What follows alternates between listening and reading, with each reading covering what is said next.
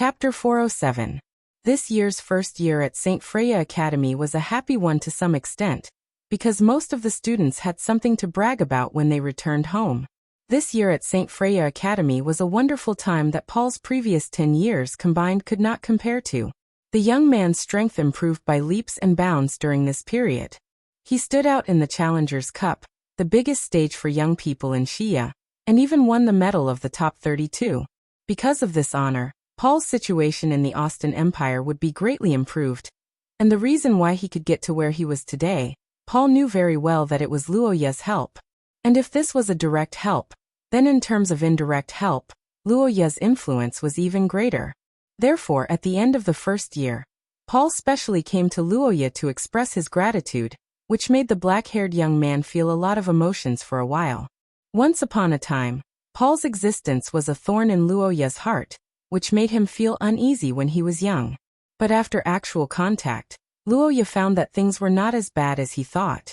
Reality was not a game, and the relationship between people was not determined long ago, but could be changed.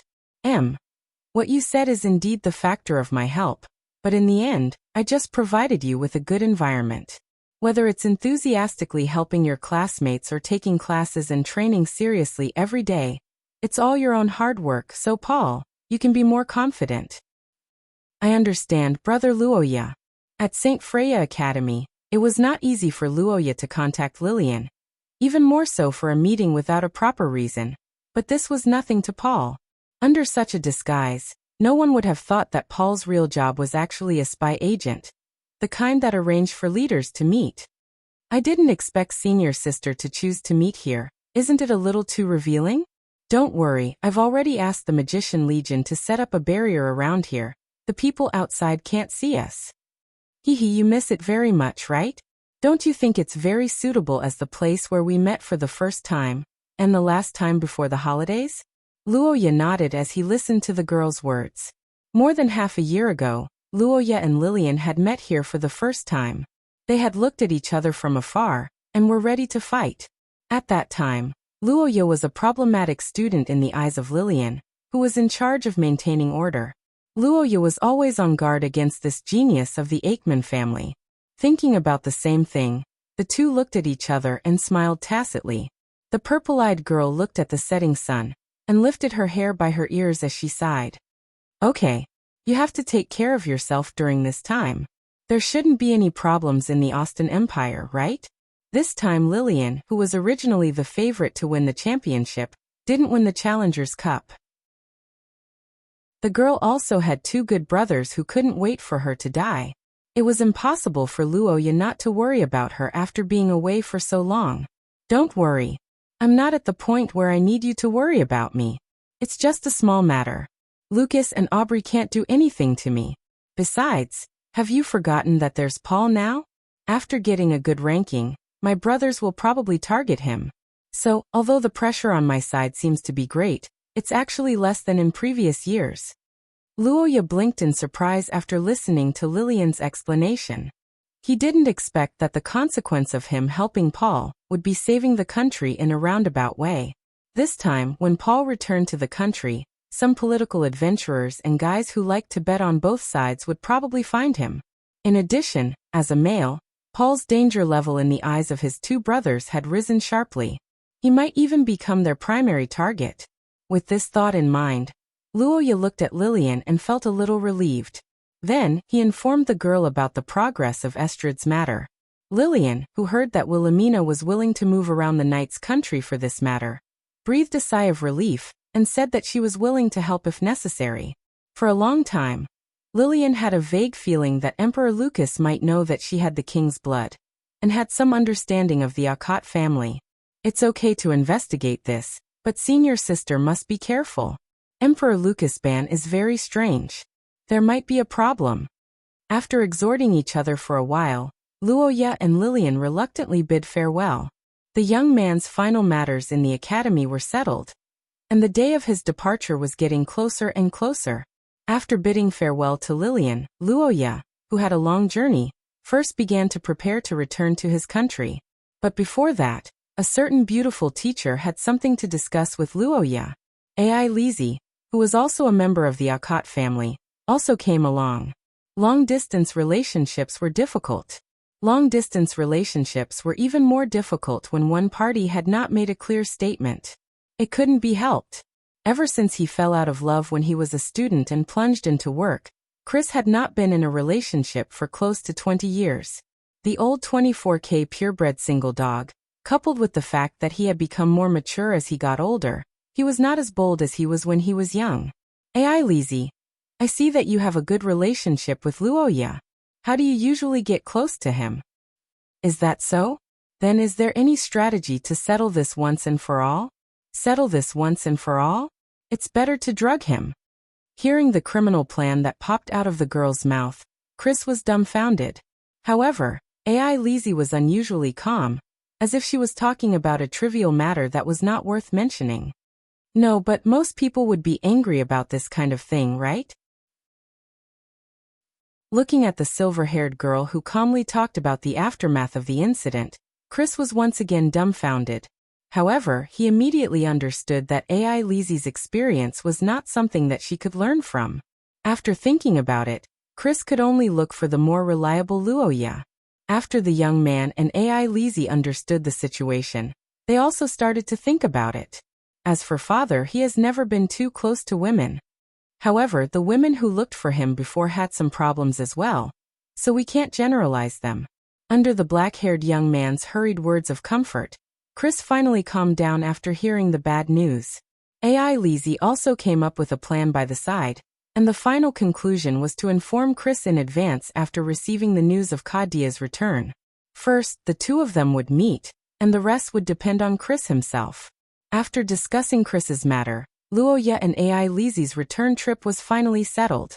On the other side, Wilhelmina and Teresa from the country of Knights also came to say goodbye.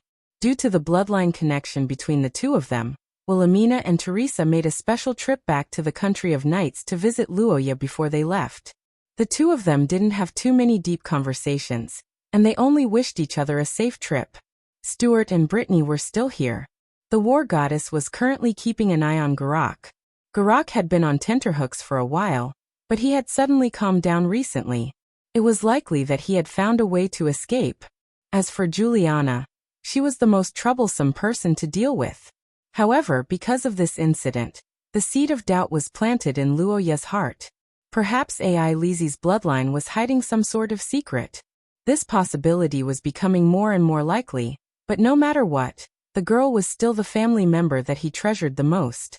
Akat domain and Loche domain were neighbors, and their routes were similar, so there was no problem for them to travel together. The confluence of the Loche domain's guards also increased their safety. However, the atmosphere between the two domains became much more dangerous. "Haha, Miss Ai Lizzie, although you don't have the ability to enforce the marriage, have you forgotten that Luoya and I are still engaged? As the engaged party, it's normal for me to ride in the same carriage as Luoya. You, on the other hand, stop using the excuse that you're underage to pester Luoya. How about you go back to where you belong?" Looking at the two empty carriages next to him and the girls who were glaring at each other and wanting to kick each other out of the carriage, Luoya felt a headache coming on. Of course, he couldn't bear to scold Ai Lizzie, and they were used to riding together. As for Xia Luot, Luoya couldn't say anything about it. Luoya, who didn't want to offend either side, could only try his best to divert their attention. At the same time, he was glad that Nuwa Iyer had gone back in advance. If Her Royal Highness had joined in, the consequences would have been unimaginable. Was she delayed by something? The black-haired boy thought as he looked at the scenery outside the window and fell into deep thought. Chapter 408. It was late autumn, and the temperature in Akate Hill began to drop. People who were engaged in agriculture became busy, and the merchants between the cities also stepped up their transportation before winter. The number of carriages and patrolling soldiers gradually increased, but most of them had smiles on their faces. As for the soldiers, Akate Hill's financial situation had improved in recent years, and the entire Shia army's salary had improved as a whole. The soldiers who were responsible for maintaining law and order naturally had their salaries increased. Of course, There was another news that spread to Akate City with Luo Ye's return. That was the news that the boy won the Challengers Cup. This news was also explosive.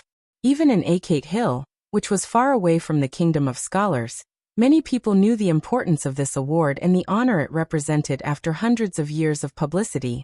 People were flowing on both sides of the road, and the whole city was decorated with lanterns and streamers. When Luo Ye, who had just arrived in the city, saw such a scene, the boy thought it was a coincidence that there was a festival. Later, when Anna came to greet him, he finally realized that this was specially prepared to welcome him.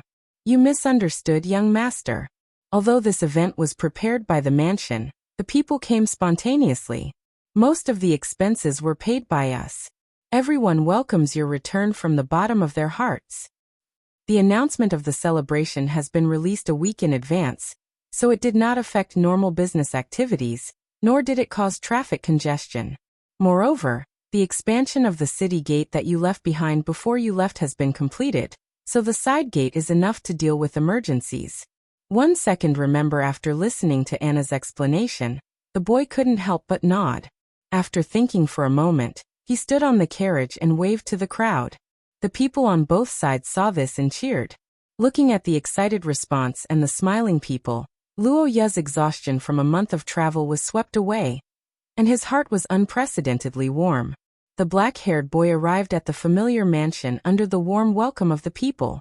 Looking at the door in front of him that was opened by the servants, Luo Ye felt a lot of emotions. Due to Xia Luo's status as the fiancé, Ai Lizi, who couldn't win against the young lady, had no choice but to retreat strategically and switch from offense to defense. On the other side, it was rare for Xia Luo to not be obstructed by her old enemy Nua Ayer. She also seized the opportunity to attack, and this was reflected in the fact that Luo Ye's carriage had become the busiest place in the entire convoy, with the two girls repeatedly entering and exiting it. The second half of the journey was pretty good after the girls stopped fighting. Luo Ye even took out 2 days to go hunting with the two of them. However, the process of hunting made the youth quite speechless. However, when it came to Xia Luo and Ai Lizi, the hunting became a demonstration of their skills. The reddish-brown-haired girl closed her eyes and threw a gold coin on the map to mark the hunting area.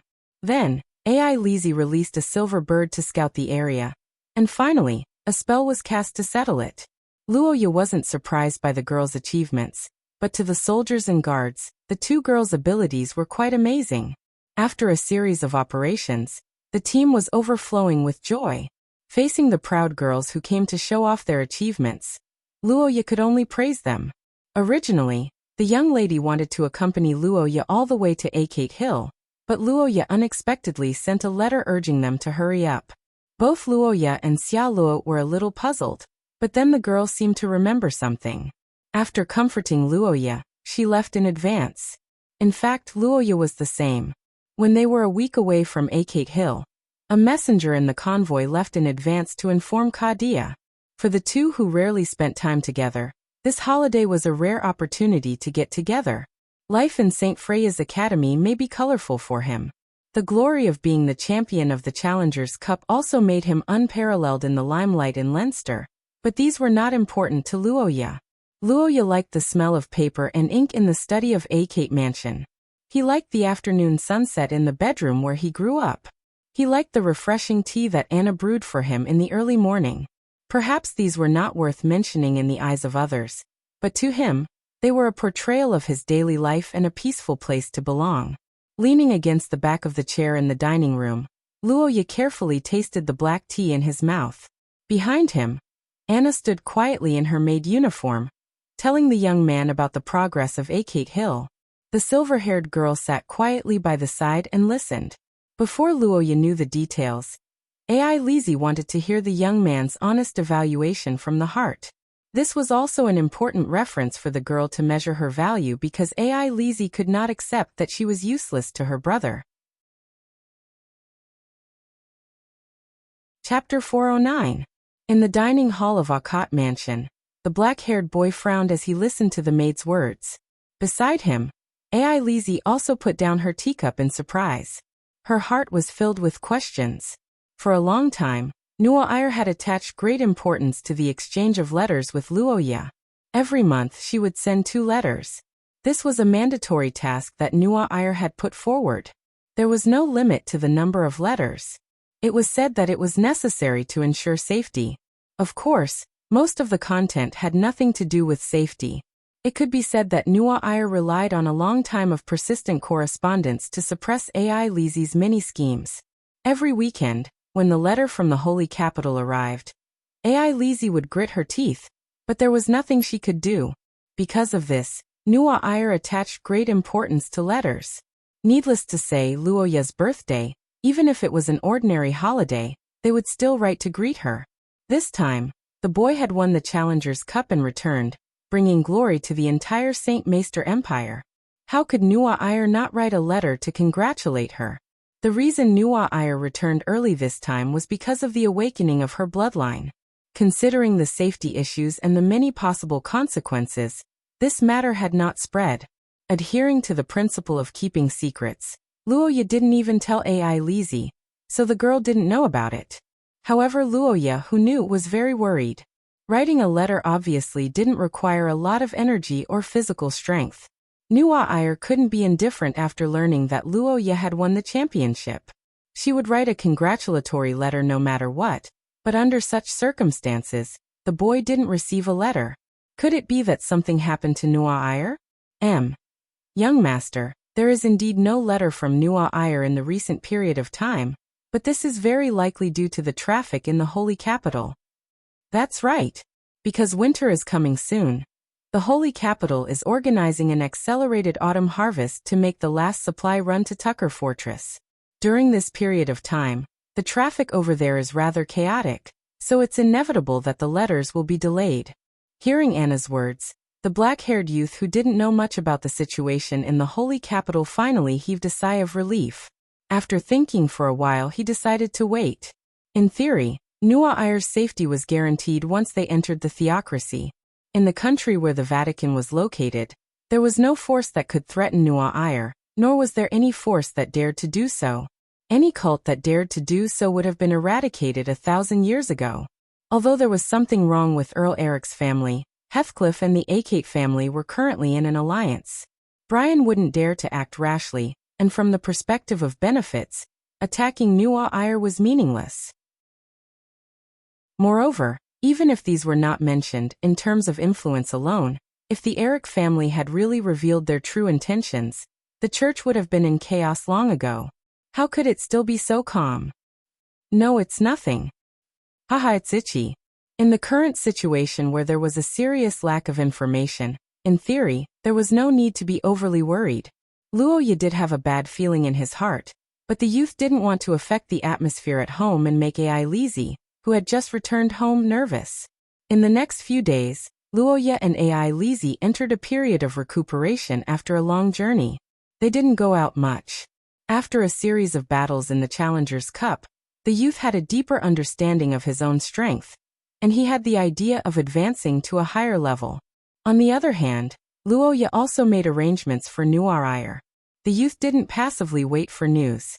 Instead, he ordered the Acate family's intelligence personnel to set off on the first night to investigate the situation in the Holy Capital. Kadia came back. Chapter 410. The news of Kadia's return was a big deal for both the Akat family and Luoya. The logistics department, this seemingly inconspicuous department that was often looked down upon by new recruits who didn't know much about military affairs, was actually very important in a war. A unit might dare to say that they could defend any place for 10 days, but no one dared to say that they could go without food or water for 10 days.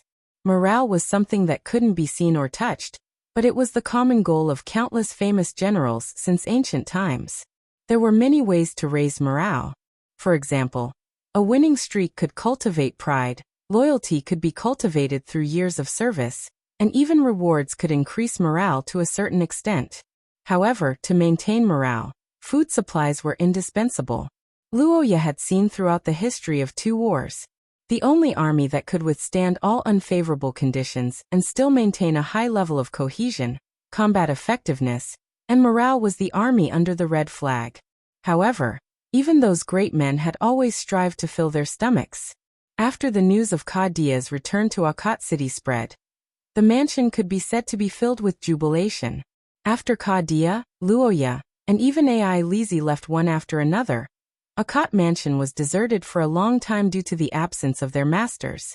Even the servants were a little uncomfortable, and the family's chef had been unemployed for half a year. Under Anna's leadership, the Akat mansion underwent a long period of cleaning and decorating. The furniture, armrests, and other items that were prone to defects were repaired. Antique decorations were also moved out of the warehouse and placed in the corridor. A bright red carpet was laid out all the way to the streets. As for Akat City, Luoya ordered a welcoming event to be held. Remember, on the other hand, Kadia didn't return alone. There were thousands of soldiers in Akat City accompanying him. These people were specially transferred by Kadia to his side, so that they could go home. This action won him a lot of prestige, and the families of the soldiers in the city were very excited. As the procession walked through the gate, the crowd was filled with excited shouts. Women were calling their husbands names. Children were waving to their fathers, and more family members were following the procession. In front of the square, Luoya and Ai Lizi were already waiting for them. Of course, the girl wouldn't say what she was thinking. Luoya had always thought that Ai Lizi was standing like this because she was his adopted child. When she was young, Luoya even talked to her about it. However, Ai Lizi firmly refused to change her position, and as time passed, Luoya got used to it. A few years had passed, and as an extraordinary, Kadia's appearance didn't change much. However, probably because of his frequent visits to the battlefield, his aura had become sharper, and the pressure he gave off had also increased. On the other side, Luoya and Ai Lizi also hurried forward to greet their elder politely. "Father, welcome home." "No, not at all." In front of everyone, Luoya and Ai Lizi bowed to Kadia in a standard manner, displaying the nobility's image to the extreme, causing the passers-by to exclaim in amazement. Meanwhile, Kadia looked back and forth at the two who cooperated well with each other and smiled. "Of course. When father wasn't around, Ai Lizi helped me a lot. And no matter what has happened, Ai Lizi will always be an important family member to me." Upon hearing Luoya's words, the silver-haired girl couldn't help but widen her eyes. Although Ai Lizi knew what Luoya was trying to say, this confession still made her blush and her heart palpitate. For the past 6 months, most of the people in Akat residence had been worried that Luoya wouldn't be able to resist the temptation, and would abandon the silver-haired girl who had grown up with him. However, in Kadia's eyes, it was the exact opposite. This patriarch of the Akat family, who had led the Akat family for decades, wasn't worried about Luoya. Instead, he was worried about Ai Lizi. Ai Lizi could be said to be the most talented person Kadia had ever met in his life. In fact, she even exceeded his understanding. Even Princess Nua Ayer was slightly inferior to Ai Lizi. This was because Ai Lizi was younger, and in terms of appearance, Ai Lizi was often breathtaking and almost flawless. Chapter 411. In the dining hall of the Akat mansion, the black-haired boy looked at Kadia, who had just returned from the holy capital, hoping to get some information from his father. However, to his surprise, Kadia didn't give any answer to Luoya's question. "Yes, before leaving, he specifically told me to win the championship." Hearing Luoya's words, Kadia pushed the topic aside, and didn't specifically ask about the reason for Nua Ayer's discomfort. At the same time, he looked at Luoya with a deeper gaze. As the saying goes, loyalty and filial piety are difficult to achieve at the same time. If Kadia insisted on getting involved in this matter, Luoya would definitely fall into a dilemma, because he didn't know how to answer. Therefore, as a father, Kadia simply took the initiative to brush it aside. Kadia was actually very satisfied with this result.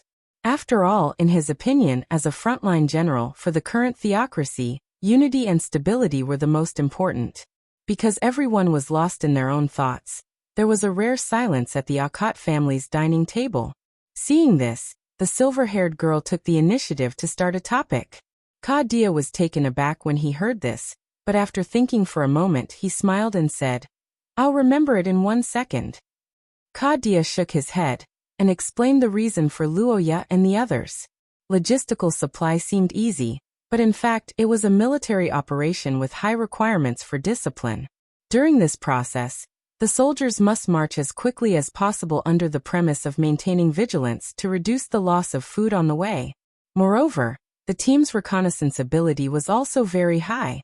But it had to be said that even such conditions were only achieved after several years of road repairs led by Kadia. Otherwise, it would be a magical journey for most of the human armies to travel to the eastern region. In the case where there was no road, it was very likely that they would get lost. And getting lost in the desolate eastern region would often result in complete annihilation. In the past, Luoya only knew that Kadia was busy for the peace of the theocracy and even the human world. However, the youth did not know the specifics, and Kadia had never mentioned it. However, it seemed that after returning and learning that Luoya had won the Challengers Cup championship, and feeling that his child had grown up, the Marquis finally opened his mouth. In the past, as the successor of the Akat family, Luoya did not need such knowledge and experience to revitalize the territory. However, the Challengers Cup had changed Luoya's position. As an active general who was familiar with the situation in the eastern region, Kadia was now deliberately explaining to him, so that he could be mentally prepared. It could be said that he had put in a lot of effort. Luoya was not the only student in Kadia's class, but also Ai Lizzie. In fact, in Kadia's eyes, Ai Lizzie was the one with potential who had yet to show her strength. With the girl's talent, once she entered St. Freya Academy and entered the public's eyes, she would definitely become one of the future hopes of mankind. It was beneficial to supplement her knowledge in advance. Anna the trophy. At Luoya's command, the maids respectfully brought the Challengers Cup inlaid with a pedestal to Kadia. The Marquis looked at the trophy that he was fortunate to see once decades ago, and his face flushed with excitement. That failure had a great impact on Kadia, making him more diligent in his youth. After a few years, he finally made a breakthrough in his extraordinary power. To a certain extent, the Challengers Cup was a competition that stimulated Kadia's ambition. Reaching out and stroking the 56 precious and small gems on the trophy, the middle-aged man's heart was filled with pride. He was happier than if he had won the prize himself, especially when he saw the words and signature on the back of the trophy.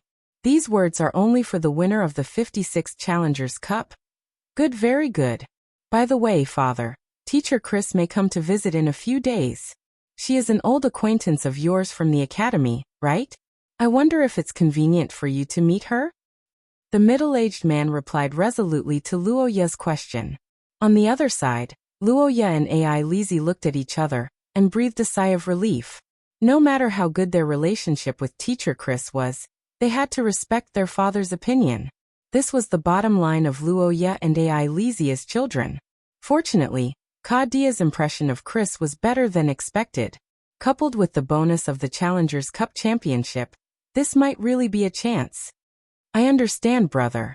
Leave it to me. Silently cheering for their teacher in their hearts, Luoya and Kadia talked about their experiences in the competition for a while.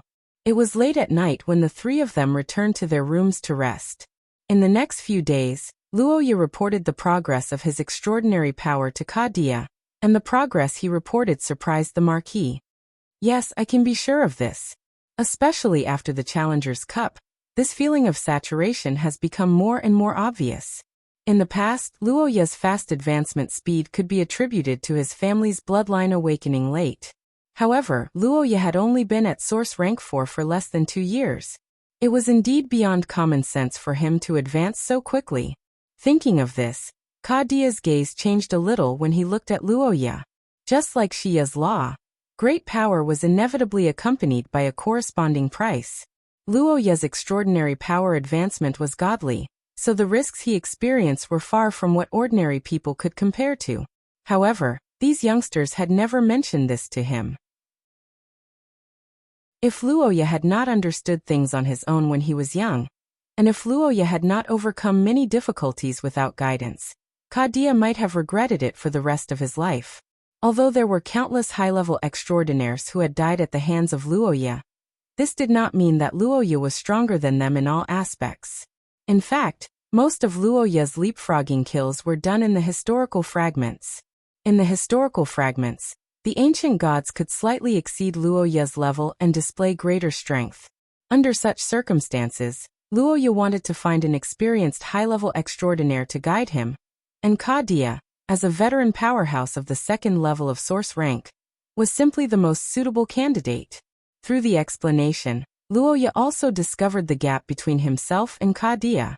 While listening to the lecture, Luoya also understood Kadia's strength to a certain extent. If he guessed correctly, Kadia was probably a considerable expert of the second level of source rank. It was no wonder that he could become the chief of the conjurers. Moreover, according to his father, he had even defeated an expert from the Kingdom of Knights, Count Bastet's family, in the exchange competition between the two armies. After a few days of continuous teaching, the youngster found a direction to move forward. He once again entered the library to read, and at the same time, patiently waited for teacher Chris's arrival. However, although the plan was perfect, the changes were a step faster. Before teacher Chris arrived at Akkad territory, a convoy full of goods had arrived ahead of time. In the hall of the Akkad mansion, servants were carefully carrying all kinds of exquisitely packaged boxes and opening them one by one to verify the items inside. Because the news of Luoya's victory was too sudden, the nobles of the theocracy were basically unprepared. However, as a group that had experienced countless events, the nobles also had a way of dealing with such matters. That was, they wrote congratulatory letters first and sent gifts later. As the recipient of the letters, Luoya also had his own tasks. On one hand, he had to write a reply letter after receiving the gifts. On the other hand, he had to evaluate the value of the gifts and record them down. On the next birthday, he had to send a gift of equal value or slightly higher than the other parties. Marquis Bafaz's house, a whole intact golden bearskin tapestry, decorative type, worth about 3,500 gold coins. Duke Lussen's house, 12 Deer Forest, decorative type, one of the representative works of the great painter Viking more than 200 years ago, worth about 5,000 gold coins. On the sofa, Luoya looked at the rare treasures one by one, sipping tea while listening to Anna's explanation. However, when it came to a small wooden box engraved with the emblem of the Heathcliff family, Anna's voice suddenly stopped. After a moment of silence, Anna came to Luoya with the box in her hand. The youngster's heart skipped a beat. He put down the teacup and looked inside.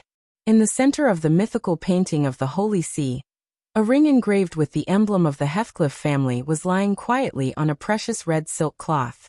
The moment Luoya saw the ring, his golden pupils suddenly shrank. The youngster reached out his hand to take the box and carefully looked at it. His face couldn't help but change and his eyes flashed. Holy See, John wants me to meet him? The youngster frowned and walked towards Kadia's room. Chapter 412.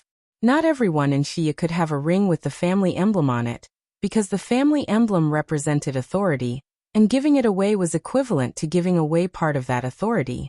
Although the Akkad family and Heathcliff family were allies, and Luoya had a good relationship with Old John, the boy was not narcissistic enough to think that Old John would give him the family emblem, and it was even more impossible that Old John would give him the family emblem. Although John of the Holy See was old, he was not an idiot. As an extraordinary, the older he got, the wiser he became. There must be a reason for his actions, and the most likely reason was to ask Luoya to take the ring to him. After thinking about it for a while, Luoya roughly understood John of the Holy See's intention. As proof, Luoya also found a congratulatory letter from Heathcliff, and a sentence in the letter immediately caught the boy's attention after receiving the ring. Under the guidance of glory? Haha, this is really the symbol of glory. Well, he probably wants you to go there, but I don't know what the Holy See wants you to do. What mission is it? Or is it? It's very likely. In that case, it's better for you to leave early. Your teacher will be here soon, so you can use this as a cover. Chris was not just any random person. He was one of the few sage teachers in the scholar nation. His future achievements in the education system were limitless. He was a great scholar that no one could invite. Normally, when a teacher of this level came to visit, The other noble families would at least gather everyone to show their respect, even if they did not welcome him with gongs and drums. Calculating the time, there were about 2 days before teacher Chris's arrival. After discussing with his father, Luoya decided to wait for the right time. Since John of the Holy See notified Luoya in this way, the requirement for secrecy was obviously higher than the speed of going there. Although Luoya didn't know what he would experience after going to the holy capital, one thing he knew was that he had to have the ability to adapt. In order to prevent any accidents, Luoya first gathered the pagan army of Akkad territory. Since they hadn't been in Akkad territory for a long time and hadn't fought in the country, the pagan legion didn't attract too much attention. Their identity as mercenaries was the best cover for them. The only one that could cause trouble for them was the Holy See. But in Saint Maester theocracy, which church would dare to cause trouble for Luoya? Under such circumstances, no one with a normal level of intelligence would bother Luoya. In fact, when they were in the north, the people of the Holy See had turned a blind eye to the measures taken by the Akkad family.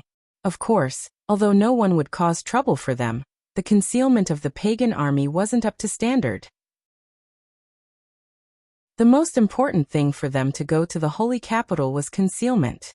Fortunately, Luoya had some ways to deal with this. The Sorofia Chamber of Commerce in Saint Maester theocracy was the most important area of the Sorofia family other than Luoya's main store.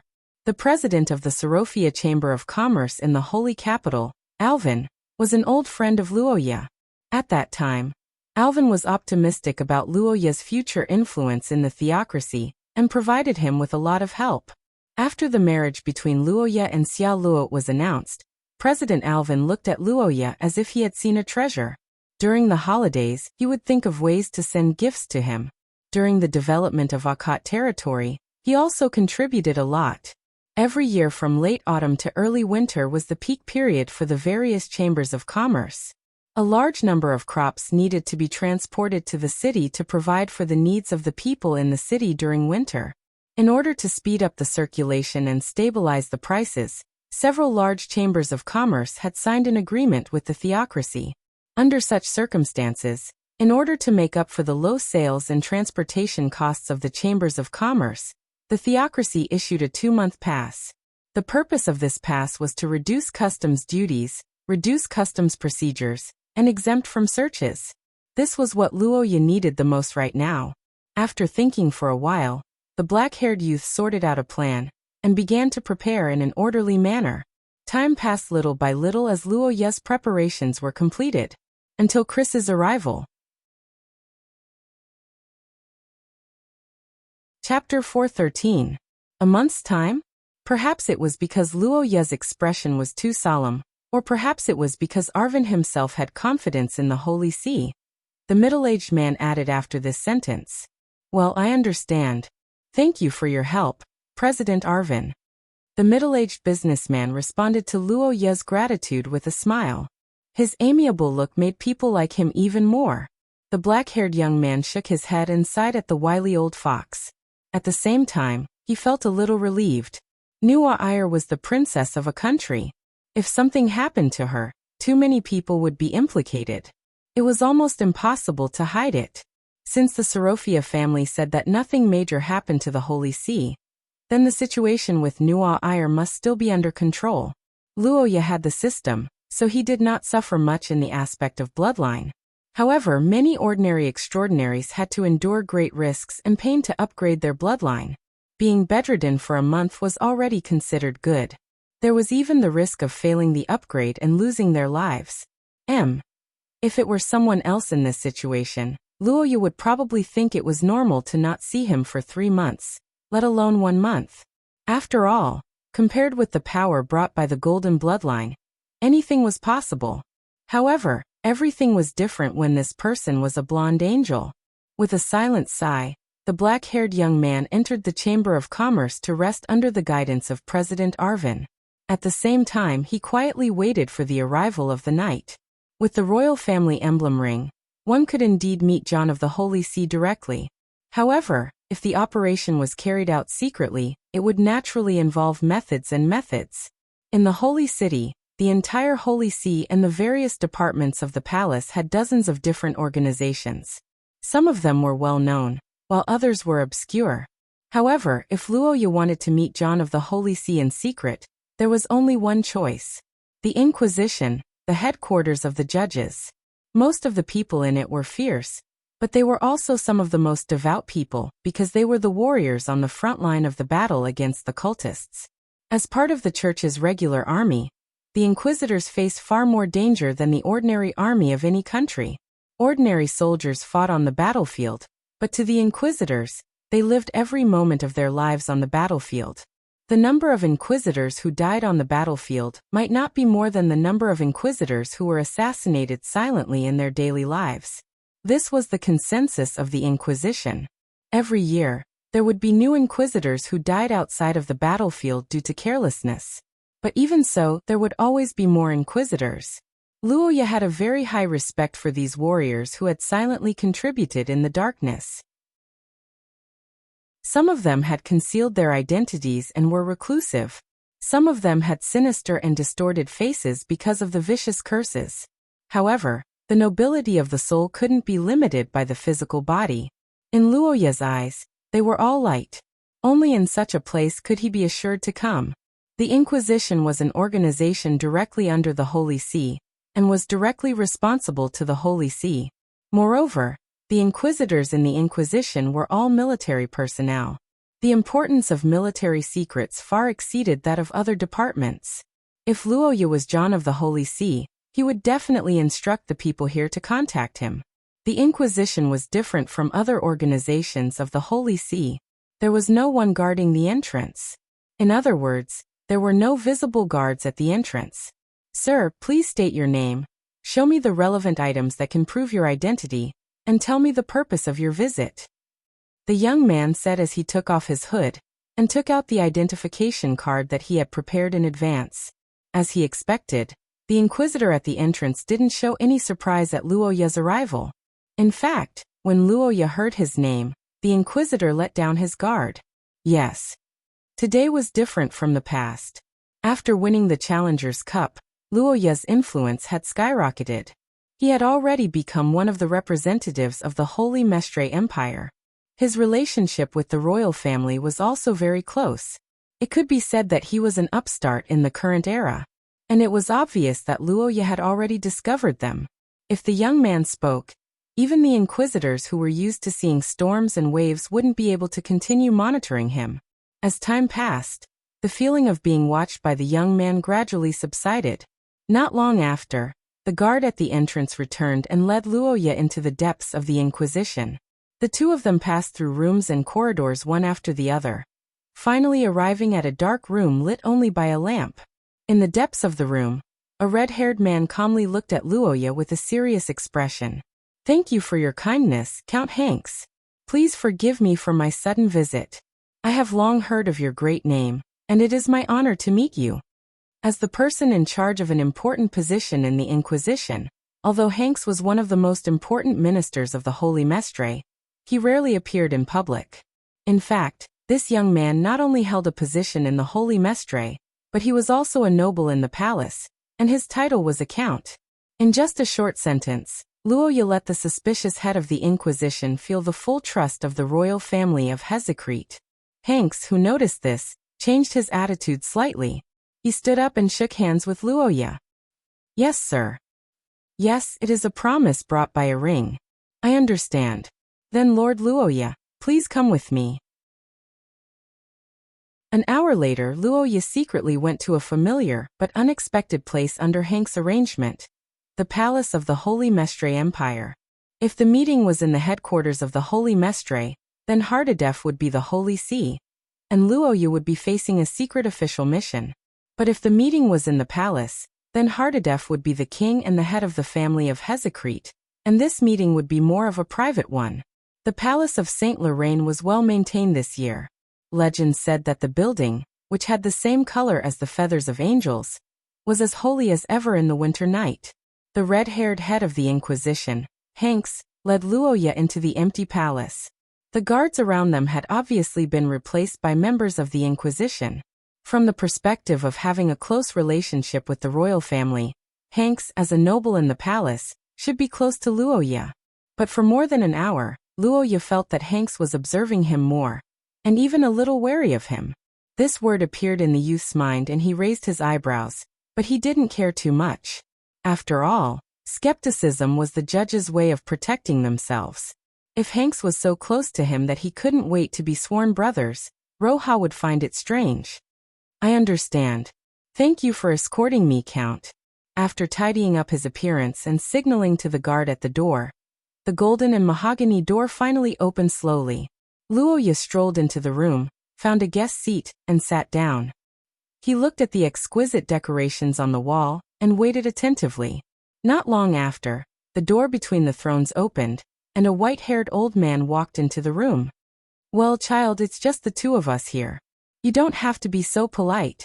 Grandpa Hardadef, we haven't seen each other for half a year. How are you? The old man and the young man, who had not seen each other for a long time, exchanged a few pleasantries. The atmosphere was like that of a child returning from school and a grandpa next door, and Luoya was filled with emotions. Luoya cherished this kind of relationship between a senior and a junior. Looking at the smile on the old man's face, the black-haired young man finally felt a little more at ease. With this thought in mind, Luoya reached out and took out a wooden box, placed the ring with the Heathcliff family crest on the table, and then smiled bitterly. Haha, originally, after you won the Challengers Cup, I wanted to invite you here openly. But something happened halfway, so I had to reduce the attention on you and make you come here secretly. It's my fault that you, the hero who won glory for the theocracy, didn't receive flowers and applause. Outsiders? Haha, that's not necessarily true. In fact, it was also Her Royal Highness' order that I won the Challengers Cup. But after returning to the country, I heard that Her Royal Highness hasn't shown up in public for a long time, and I couldn't contact her through letters. Grandpa Hardadef, may I ask what is the Nua Ire? Child, I know your concern. This is the reason why I asked you to come to the holy capital. Counting the days, Nua Ire hasn't shown up in public for more than a month. It's inevitable that people are worried. Sensing the seriousness in the old man's words, Luoya couldn't help but raise his own speculation. Unexpectedly, the sanctum went silent. A bad premonition? The white-haired old man recalled the girl's situation and sighed. He looked at Luoya with a solemn expression and said, Nua Ire is turning into an angel. Chapter 414. Saint Lorraine was as quiet as ever. The night breeze of early winter blew across the heavily guarded palace, and the cold wave was filtered by the warm current. However, in the meeting room next to the throne, the black-haired young man could still feel an inexplicable chill. Slowly digesting John's words, the black-haired young man's face gradually stiffened. Grandpa John, the so-called angelization is... The white-haired old man roughly explained to Luoya the principles and difficulties of the bloodline promotion of the Heathcliff family, as well as the contradiction of power in Shia. Angels were the right-hand men of Shia in ancient times. Their power could be said to be worthy of the title of God. Now, countless years later, although Heathcliff had become the manager of the Vatican with the bloodline left behind by Shia, he had never stopped exploring his own power. At that time, Heathcliff thought that the power of angels was a huge treasure that could be exploited infinitely. However, with the accumulation of related spells and secret techniques, the family's development of the bloodline gradually matured, and the huge hidden danger began to gradually reveal itself, which is the irreversible reaction of angelization. Angelization sounded like the ultimate form of the angelic bloodline, and in fact it was true in terms of bloodline purity. Unfortunately, this so-called angelization did not mean becoming an omniscient and omnipotent god, nor was it becoming an ancient messenger of Shia. It was a runaway power. Divinity. The white-haired old man sighed and told the young man what happened when Luoya was not around. In fact, not long after Nua Ire arrived at Saint Lorraine for treatment, an accident happened that outsiders did not know about. The bloodline power in the girl's body broke through the limit, causing a short period of angelization and a runaway power. Nua Ire has gone to Tuck Fortress. That's right. The angelization of the atavistic bloodline is much more serious than I thought. However, the suppression effect is limited, and it must be vented to a certain extent. Only the mutants can bear such a task. After hearing John's explanation, the young man finally understood why there were no letters from Nua Iyer for so long. Obviously, the most suitable place to deal with this kind of impulsive killing was the battlefield, especially the battlefield of the mutants. If it was a war between humans, cruel killings would often bring shame. For Nua Iyer, the future successor of the Vatican, the importance of reputation was self-evident. It would be a big problem if she accidentally killed a surrendered soldier. In fact, there was no one in the world who knew Nua Iyer's bloodlust better than Luoya. In the recorder's eye, one of the scenes that left the deepest impression on Luoya was Nua Iyer's murderous smile when she stood on top of a mountain of corpses and a sea of blood. In the past, Luoya meant that Nua Iyer's personality was the reason. But now that he thought about it, it was actually wrong. But unlike the game, Nua Iyer's situation in reality was much worse. Not only did her extraordinary power improve faster, but her bloodline upgrade was also brought forward. Under the influence of these two factors, to what extent would her runaway power reach? Actually, Nua Iyer told me not to tell you before she left. But as her elder, I naturally have to consider her safety first. That's why I called you here. Well, this is a request from Heathcliff. I hope you can go to Tuck Fortress. In the room, the white-haired old man's voice was calm but solemn as he made the request. Luoya couldn't help but widen his eyes slightly. Luoya was shocked by the white-haired old man's words for a moment. He reflexively wanted to agree, but when the words came to his mouth, he had doubts in his heart. Well, there is indeed such a possibility. But even so, I still hope that you can go and see her, because you are the anchor in her heart. Yes, the way to resist the angelization is to vent one's power and consume one's divinity. On the other hand, it is to strengthen one's humanity. You are special to that child. You are the anchor that holds on to oneself and stabilizes her spirit. Of course, Kai-In is also one of the anchors of Nua Iyer. That's why I asked her to go to Tuck Fortress. I see. I understand. Luoya thought for a moment and sorted out the situation. He then opened his mouth and agreed to go to Tuck Fortress.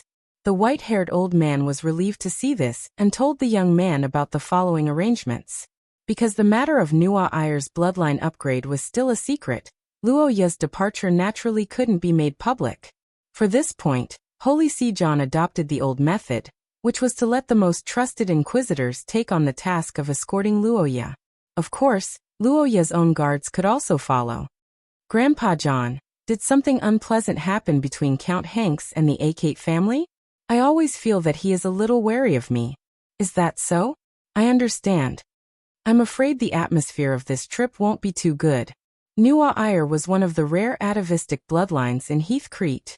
From the moment he was born, the growth of his extraordinary power had been carefully deduced in order to prevent any accidents. The bloodline upgrade, which could endanger his life, was of the utmost importance. In fact, when he was young, the Vatican's prediction of Nua Iyer's growth had always been accurate until the age of 9, when Nua Iyer met Luoya. There was no doubt that this change must have something to do with Luoya. However, whether it was the bloodline of the Akate family that promoted Nua Iyer's growth, or whether it was the encounter between Luoya and Nua Iyer that changed something, Holy See John wasn't sure. However, there was one thing that the old man knew very well. May Shia bless you. Going to the front line was a major event. Even if he wasn't going to the battlefield, he still needed to report to his family. Most importantly, according to the journey to the eastern region, plus the time spent with Nua Iyer, he estimated that he would only be back next year. According to Kadia's letter, although the Eric family couldn't raise their heads in front of the alliance between Akate and Heathcrete, they were still very active behind the scenes. In the end, they were just waiting for an opportunity. Now that Nua Iyer's situation was so unstable, no one knew if the Eric family would take the opportunity to do something. It was necessary to be vigilant, but it was a little awkward for Luoya to set off now because not only Nua Iyer was about to upgrade his bloodline, but the boy was also in a state of waiting for a breakthrough. The three pagan leaders, including Cynthia, felt that Luoya's behavior was very inappropriate. They all said that it was too risky. After all, the difficulty of upgrading from Source Level 4 to Source Level 3 was no less than the difficulty of upgrading Nuo to Golden Bloodline. How could he be unprepared? But if it was Luoya who was here, why would he want to break through on the carriage? Wasn't this the same as raising an antenna? Was he afraid that he wouldn't die fast enough? After some consideration, the worried Rodney, Wood, and Cynthia jointly came forward to advise Luoya. Wood, who was the oldest, said these words carefully. He wanted Luoya to think about it again, but the boy's attitude was very firm this time. In this case, the conditions for Luoya to break through were actually the same. The boy had a vague hunch that this journey might not be as smooth as he imagined. Guards and so on were external factors. The right thing to do was to increase his strength as soon as possible. 200 years after the Gemini War, there were no longer any pagans among the targets of the Inquisition. However, in the Code of the Holy See, pagans were not granted legitimacy. They were in a gray state. In the eyes of most of the inquisitors, pagans were not bad people, but they were definitely not good people. Count, I know that you are wary of me and don't trust my warriors. But I want to remind you that the place we are going to next does not distinguish between Shia believers and pagans. It is only divided between humans and non-humans. In this case, I think we should seek common ground and put aside our differences. Yes, although our beliefs are different, our warriors are not completely without similarities. They desire for a safe journey, to avoid fighting alone, to take turns to preserve their fighting strength, and finally, to arrive at Tark Fortress smoothly. These are the common interests of both of us. For this interest, I think we can temporarily put aside the differences in living habits, beliefs, and customs. I understand. Seek common ground and put aside our differences. That is indeed the case. A week after meeting with the Holy See, a mixed team silently left St. Lorraine in the night. Looking back at the tall city of angels, Luoya's mind flashed with the beautiful figure of the blonde girl. While missing her, he silently made a promise. The next time I return, I will bring her back. I will. Chapter 415. A month later, in the eastern region of St. Maester, a well-trained team was slowly moving forward on a snowy winter road. Inside a wide carriage, a black-haired boy was reading a book, while opposite him, a red-haired man was resting with his eyes closed. The interior of the carriage was spacious, but it wasn't exquisite. It couldn't be compared to the carriage Luoya used when he was in Akat's house, let alone the Sorofia family's jewel necklace team. But this kind of carriage often had several people on it, making it vibrate as if many people were exercising. The reason was very simple, because this wide carriage with tables, chairs, and bookcases was the command center of Luoya's team. Overall, this journey wasn't peaceful. First of all, Kadia had once explained to Luoya about the situation. They couldn't find the road. Why didn't they build a more durable and more efficient brick road? This matter was actually very easy to understand. To put it bluntly, the amount of work was too large, and they didn't have the money and time. The most important thing was that there were no merchants passing by, so there was no profit. Moreover, if the road was repaired, it would be easier for humans to travel, and it would be easier for the mutants to travel. Originally, if they broke through the barrier, they could still trade distance for time, but if the road was repaired, then the devils would directly enter the village. Whether it was summer rain or winter snow, the traces of the road would be temporarily erased, and even in autumn, the foot-deep fallen leaves would make it difficult to distinguish the road. 1 second to remember. Trace detector. Price, 50,000 points. Regarding Luoya's foresight, Hanks and the others from the Inquisition felt ashamed, but no one thought that this was just the beginning. The monsters in the eastern region weren't afraid of humans, and they were fierce. Once they set their eyes on their prey, they would follow them for a long time. For more than a week, Luoya and the others almost didn't have a good night's sleep. There were 6-legged bloodthirsty deer, 2-faced hyenas, and all kinds of strange monsters rushed out at night and fought with the human team in the dark. The Perseverance Church had been traveling outside for many years as mercenaries, while the Power Church had been forced to become barbarians in the mountains. Both sides had rich experience in field battles, and were very good at dealing with demons. The judges' team had rich experience in fighting against humans. It was after the heresy army and the inquisitors had worked together to survive another night of being attacked by magical creatures. In the morning, the team was moving forward in laughter and relaxation. They sent out a small team to explore the canyon ahead, only to be suddenly ambushed. Just like that, the mutants suddenly appeared in front of Luoya's team. Their average strength was around origin rank 5. Their bodies were white and green, and their faces were similar to humans, but slightly different. They had protruding teeth, sparse hair, and a ferocious appearance.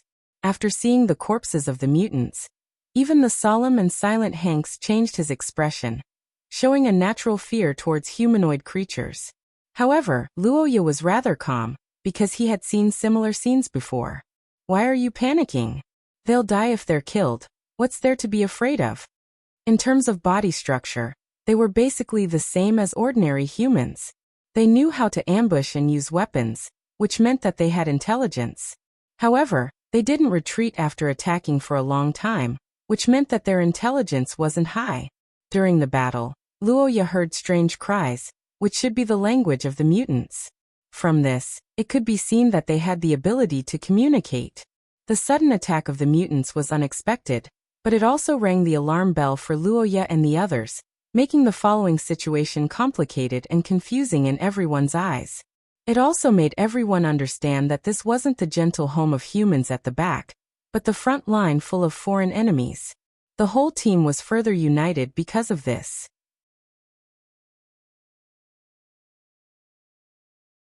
Chapter 416. In the command room of Tucker Fortress, a blond middle-aged man looked at the planes outside the window without saying a word. Behind him, men and women in the holy white robes of the Vatican stood in a row. It was so quiet that even the sound of a pin dropping could be heard. Only the whistling of the night wind conveyed the fact that time was still passing. Where is Nuair now? As the person in charge of a department in the Holy See, Catherine had never been so cautious before. Wherever she went, she was always authoritative and stern.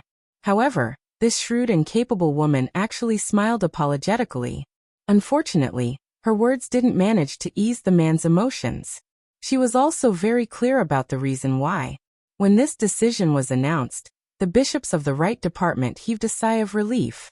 After all, for them who had not experienced clinical treatment for a long time, the little princess's angelization came too quickly. It was completely beyond their original expectations. But as long as they went to Tucker Fortress, they believed that everything would be fine. But unfortunately, the plan was perfect, but the change was even more unexpected. Today she has been out for nearly 10 hours. This is far beyond the time limit of my past. Bishop Catherine, can you explain why my daughter's condition is still not improving? Lord Cain, Her Highness has the bloodline of the atavistic bloodline, so the situation is different from yours. In fact, the number of enemies killed by Her Highness is twice as many as yours. The blond man's face turned ugly as he slammed his hand on the table. The sound was heard, and the bishops were silent. Even Catherine's body trembled. Angelization was a battle between humanity and divinity. It was also the riskiest promotion in the Heathcrete family. If they were defeated in this battle, the degree of deification would exceed the limit, and the final result would be that they would not be able to return. The terrifying consequences sent chills down their spines. But after thinking for a moment, Catherine still stood up and insisted. Then what are you going to do? Are you going to let her soak in that damn ice lake for a year? What's going on? Did I say something wrong? Lord Cain, in fact, the ice lake's effect on Her Highness is very limited.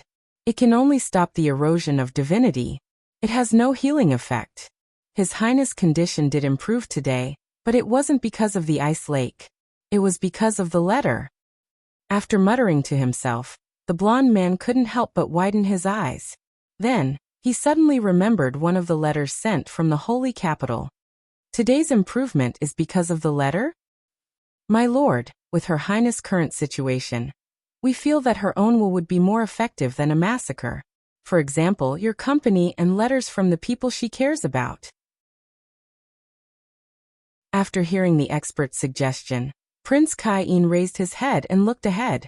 He recalled Luoya's message and said resolutely, "That's right." After a month of traveling through forests and mountains, Luoya's team finally entered the plains. Their line of sight, which had been blocked for a long time, was liberated. It also let everyone see the uncanny workmanship of nature and the ability of human beings to change nature. Tucker Fortress, the destination of Luoya's team, finally appeared in front of everyone's eyes after a month of arduous trekking. It also made everyone who was about to reach their destination excited. In ancient times, Wang Yimei quenched her thirst, and today, Wang Yimei ran away. After a few days of continuous marching, Luoya's team received a second surprise. That was, someone came to welcome them. Or rather, someone came to welcome him. The night regiment that came from afar stood by the roadside. The commander of the regiment stepped forward and respectfully handed over a letter. John of the Holy See clearly supported the relationship between Luoya and Noir. However, as a father, Kai-in was slightly more stubborn. Although he was good to Luoya, it was absolutely not to the extent of sending someone to welcome him. Strictly speaking, this letter was a request for help from Kai-in. The content was also very simple. It was to ask Luoya to hurry to the fortress as soon as possible to maintain Noir's consciousness. After reading the entire letter, the youth's heart became anxious. Because when Luoya read the letter, Noir had already entered the peak period. Thinking of this, the youth didn't delay any time. After entrusting the command of the pagan army to Hanks, he immediately set off and followed the night regiment towards Tucker Fortress. The worried youth hastened his horse.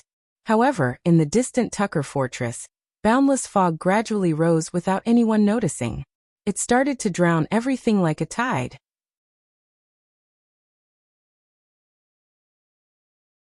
Chapter 417. My lord, today it's almost time to rest.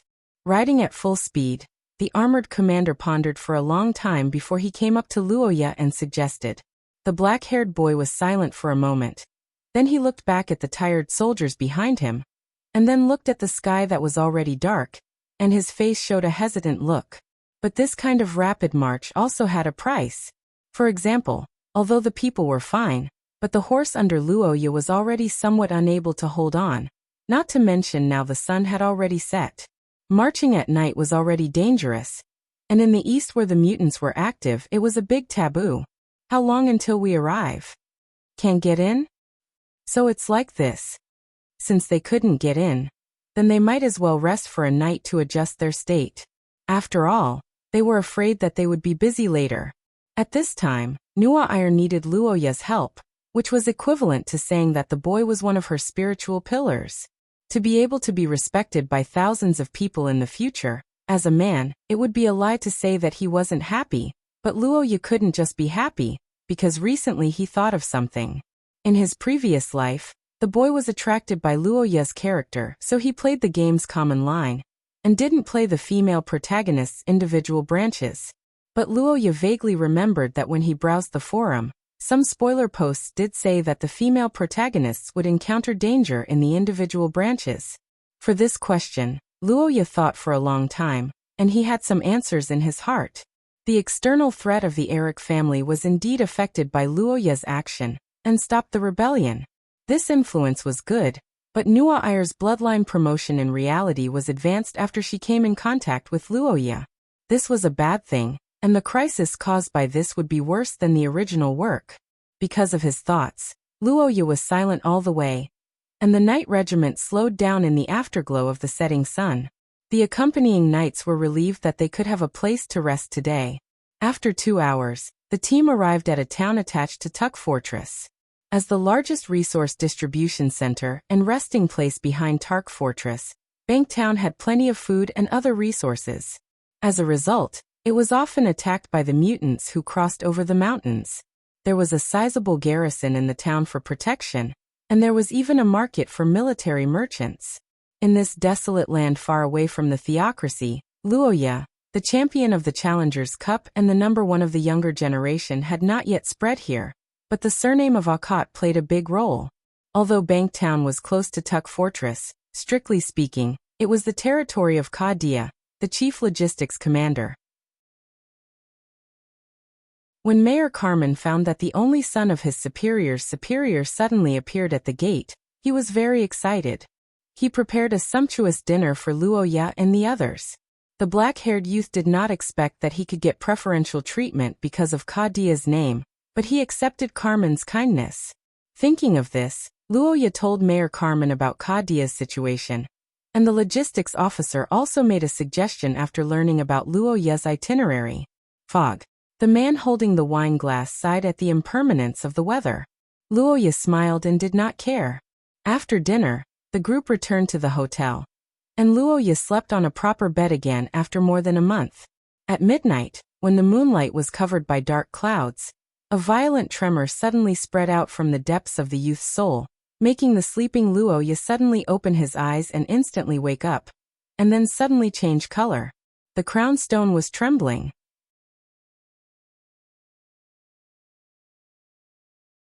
Chapter 418. Before going to sleep tonight, Luoya thought that he could have a good night's rest, but things didn't go as he wished. In his sleep, Luoya had a vague feeling. It was as if something in the deepest part of his body was resisting something from the outside world.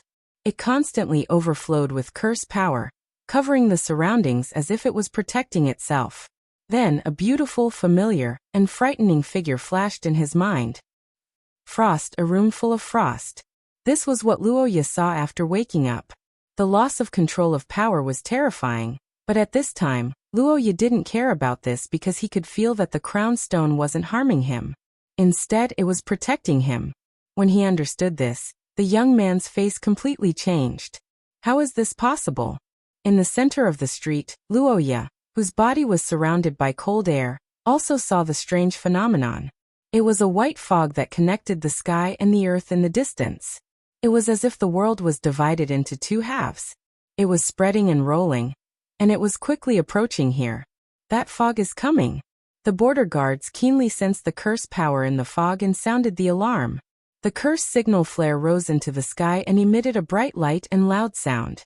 In the colorful light, people looked up at the sky, faintly saw a blurry giant face flashing in the fog and hiding in the depths. This strange scene caused the guards to scream and cause further chaos. Under the alarm, the entire town began to wake up rapidly. More and more soldiers rushed out of their houses amidst the ear-piercing noises. Members of the night order began to gather with weapons in their hands.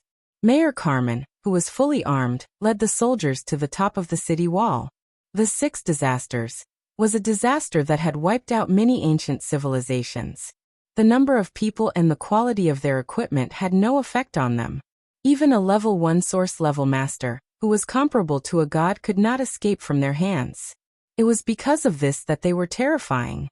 As monsters who were enemies of humans, the mutants naturally wouldn't understand the special situation today. There was only one possibility for them not to come. On the other hand, the nearby creatures also reacted. The ground was gradually being devoured, and the sky was no longer visible. Looking at the strange silver mist that was slowly advancing towards the town, everyone was filled with fear of the unknown. While breathing heavily, Carmen gave the order to attack. However, no matter if it was arrows or spells, none of them had any effect on the mist. That person is. Step back. At this moment, the youth's figure was reflected in everyone's eyes. The archers put down their arrows, and the cursemancers also stopped their curses. Standing on the city wall full of soldiers, no one dared to make a noise, because everyone felt that when Luoya appeared, something changed. Everyone who was watching the young man held their breaths and observed the changes in front of them. They did not dare to speak, and in this silence, two colors of ice blue and dim yellow appeared on the young man's body. The sound of water vapor freezing and the sound of sand colliding was heard out of nowhere. He stepped forward, and his golden eyes burned like candlelight. He raised his head in front of the army and stared at the void. Time passed bit by bit. Luoya's curse was like a lamp burning brighter and brighter. The hazy figure of a beast formed by the frozen air began to faintly appear. An illusory figure also flashed behind the youth along with the angry roar of the wind. Under the influence of the power of the frozen earth, his expression was as calm and indifferent as if frozen in time. However, The light in his eyes told the monsters in the distance that he would never retreat. Retreat, retreat. Xia above. Long live Lord Luoya. At the highest point, the black-haired youth who was listening to the cheers of thousands of people slowly retracted his breath. The frozen earth maker and the wind summoner disappeared, and the two colors of light gradually extinguished. However, in the golden eyes, endless worry filled Luoya's eyes. Collector. This was the only person who could not show his true face in front of him in the headquarters of the Appraisal Association. He was also the nominal leader of a large-scale organization, hidden in the country under the control of the church. Just like now. Beside the candlelight at the end of the table, the collector's voice entered the ears of the man with a cold face. It seemed to come from afar, and at the same time, it was telling a terrifying truth. This is different from what you said a few years ago. In the darkness, the man's magnetic voice echoed in the space. It sounded like he was explaining and sighing at the same time. Then, why do I believe that I can succeed this time? Facing the cold face of the man at the end of the table, the collector raised his hands as if he was presenting the world in front of the man. In this era, the rhythm of fate has been disrupted. Although the existence of the Akkad family is special, they are far from invincible. Furthermore, this is your last chance. After all, the remnants of the Three Races Alliance have been stimulated by him, and they are about to break out of their cocoons and become butterflies. The words of the man in the darkness made Brian's expressionless face even more gloomy and cold. However, he had to admit that he had hit his weak spot. With the current situation in St. Mestre, if Princess Nuaire broke through again, the nobles who were watching from the sidelines would completely lean towards the alliance between Heathcrete and Akkad. Brian's long-term plan would also be ruined. The man softly called out Brian's past name and spoke of his future prediction and advice. However, these words made the cold face of the man squint his eyes. Brian looked at the end of the table and asked calmly. The man's question was abrupt and went straight to the point. The collector paused for a moment, but soon after he laughed. Perhaps that is the case, but isn't your understanding of that race too deep? You don't trust me? It's simple. It's because I have some connections with them. Yes, it was a long time ago. I see, so that's how it is. Then, I have no more questions. This is your last chance, and I accept it. The cold man turned around and left. Looking at Brian's departing figure, the collector didn't say anything else. It was only after the man's figure had completely disappeared that he muttered to himself again. In the silent room, the man looked at the untouched teacup in front of him and sighed. Then, he turned around and looked at the relief sculpture that he had obtained not long ago. Then this time, what are you going to do? From the tranquility of daily life to the sudden shock of facing the unknown, and finally surviving the crisis, the twists and turns of life made many people exhausted. But it also made many people see the current situation clearly. After the fog receded, Carmen and the other high-ranking officers on the city wall gathered together. In the middle of the crowd, the black-haired young man closed his eyes and calmed his breath. This was not a historical fragment, but the real world. In the face of the real ancient disaster, Luoya's ability could protect himself, but he couldn't protect everyone. A single 6 disasters. Aura could not make the enemy retreat. Only by summoning the Wind Summoner together with the aura of the frozen earth could it truly deter it. The young man had the crown source substance and the crown stone, but in the fortress, there was no awakened from the Akkad family who could shelter him from the wind and rain. So, what would happen to them when they were attacked by the 6 disasters? Could they withstand it? In the end, why would that thing be here? Was it the Saint Heroes Society? No, they should only be able to control the egg. The almost complete 6 disasters was not something that humans could control. In other words, Mother Goddess? Knights, follow me to support Tucker Fortress. The rest of you stay behind and immediately report the situation to the Holy Capital. After the fog receded, the road was silent. Only the cold night wind whistled. The cavalry was extremely silent along the way, and the soldiers looked dignified. Luoya didn't give any more orders. Everyone was fully alert, paying attention to everything in the sky and on the ground. Why is there light? Wait, light? The young man's brain seemed to be frozen, and the reason was very simple. The sun rose in the east, but Tucker Fortress was also in the east.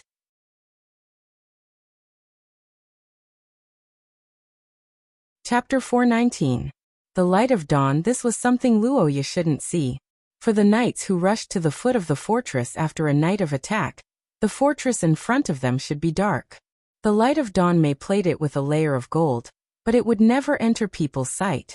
Under the Light of Dawn, Luoya and the knights saw an unforgettable scene. Tucker Fortress, this impregnable fortress that stood on the eastern border for hundreds of years, disappeared just like that. In front of Luoya and others, there was nothing. The giant object that connected the mountains on the left and right disappeared into thin air. The only thing left was the mountain pass that led to the endless Tucker Plain. Hidden Fog. This was the name of the monster that confronted him for a long time last night. It was also one of the 6 major disasters passed down from ancient times. There was almost no record of Hidden Fog. It was only known that it was silently activated and would completely erase everything, because everything had been swallowed up by it without a sound. 1 second memory. Once the large-scale defense curse was activated, it would affect the magic of the entire area. It was impossible for Luoya not to notice it.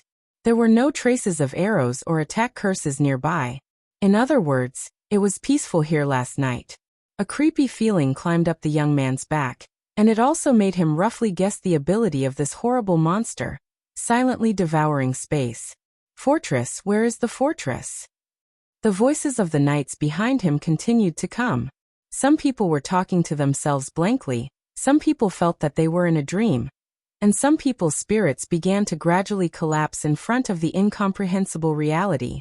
This time, Hidden Fog devoured not only the impregnable fortress that was built hundreds of years ago to its current scale, but also hundreds of thousands of elites of the theocracy stationed in it. In addition, countless materials, even the first successor of the theocracy, Prince Kaiyin, was in this fortress. Politics, economy, and military were the most important elements of a country. Almost all of them had suffered irreparable damage in this disaster. To the entire human world, the loss of Tucker Fortress had opened a door for the mutants to attack. The natural moat had become a passageway for them to pass through. Thinking of the consequences of this unprecedented upheaval, Luoya felt as if his brain was burning, and the only thing that supported him to maintain his emotions was only one thing, and that was the hope from Nuar Ire. Prince Kaiyin's letter once mentioned that Nuar Ire had improved after reading his letter. That letter was written by Luoya more than 2 months ago to report the victory of the Challenger Cup.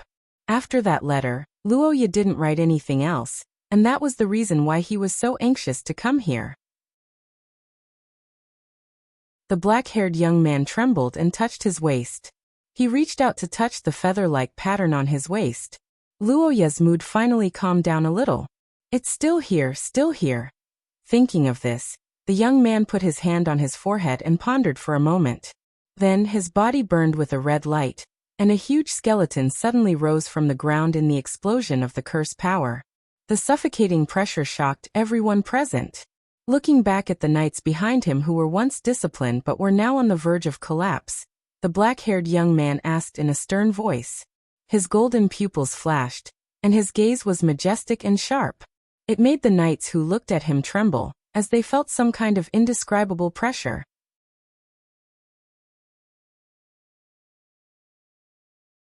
Chapter 420.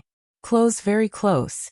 After a day of galloping, Luoya's condition wasn't as good as he imagined. In other words, he underestimated the consumption of his energy during the confrontation with the Hidden Fog. After observing the battle between the 3 groups of aliens and the Nuar Ire, Luoya was sure that the girl's ability was gradually improving. The scale of the mountain of corpses and the sea of blood was the most direct manifestation of this. Resonance. This was a situation that would only occur when the sacred artifact sensed the breath of its owner. In the case where Luoya didn't move, the only possibility for it to react was the appearance of the other half of the authority. The black-haired boy, who immediately understood the situation, opened his eyes slightly and began to quickly perceive the situation around him.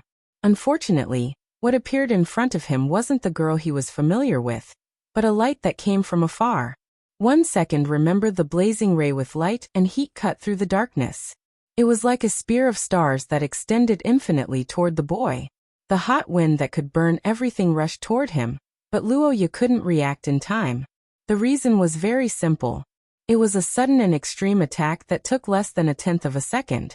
Not to mention normal humans, even extraordinaires with superior physical and mental abilities would not be able to cast spells in such a short period of time. Attacking without even saying hello, how rude. Under the strange fluctuation of the spell, the air in front of the boy suddenly became hazy and dreamy. The bright and scorching light hit Luoya's body like refraction, and fell into the darkness behind him, making a loud noise. The black-haired boy looked up at the distant sky. What he saw was the light that rose like the sun, and the girl with the wings of light spread out.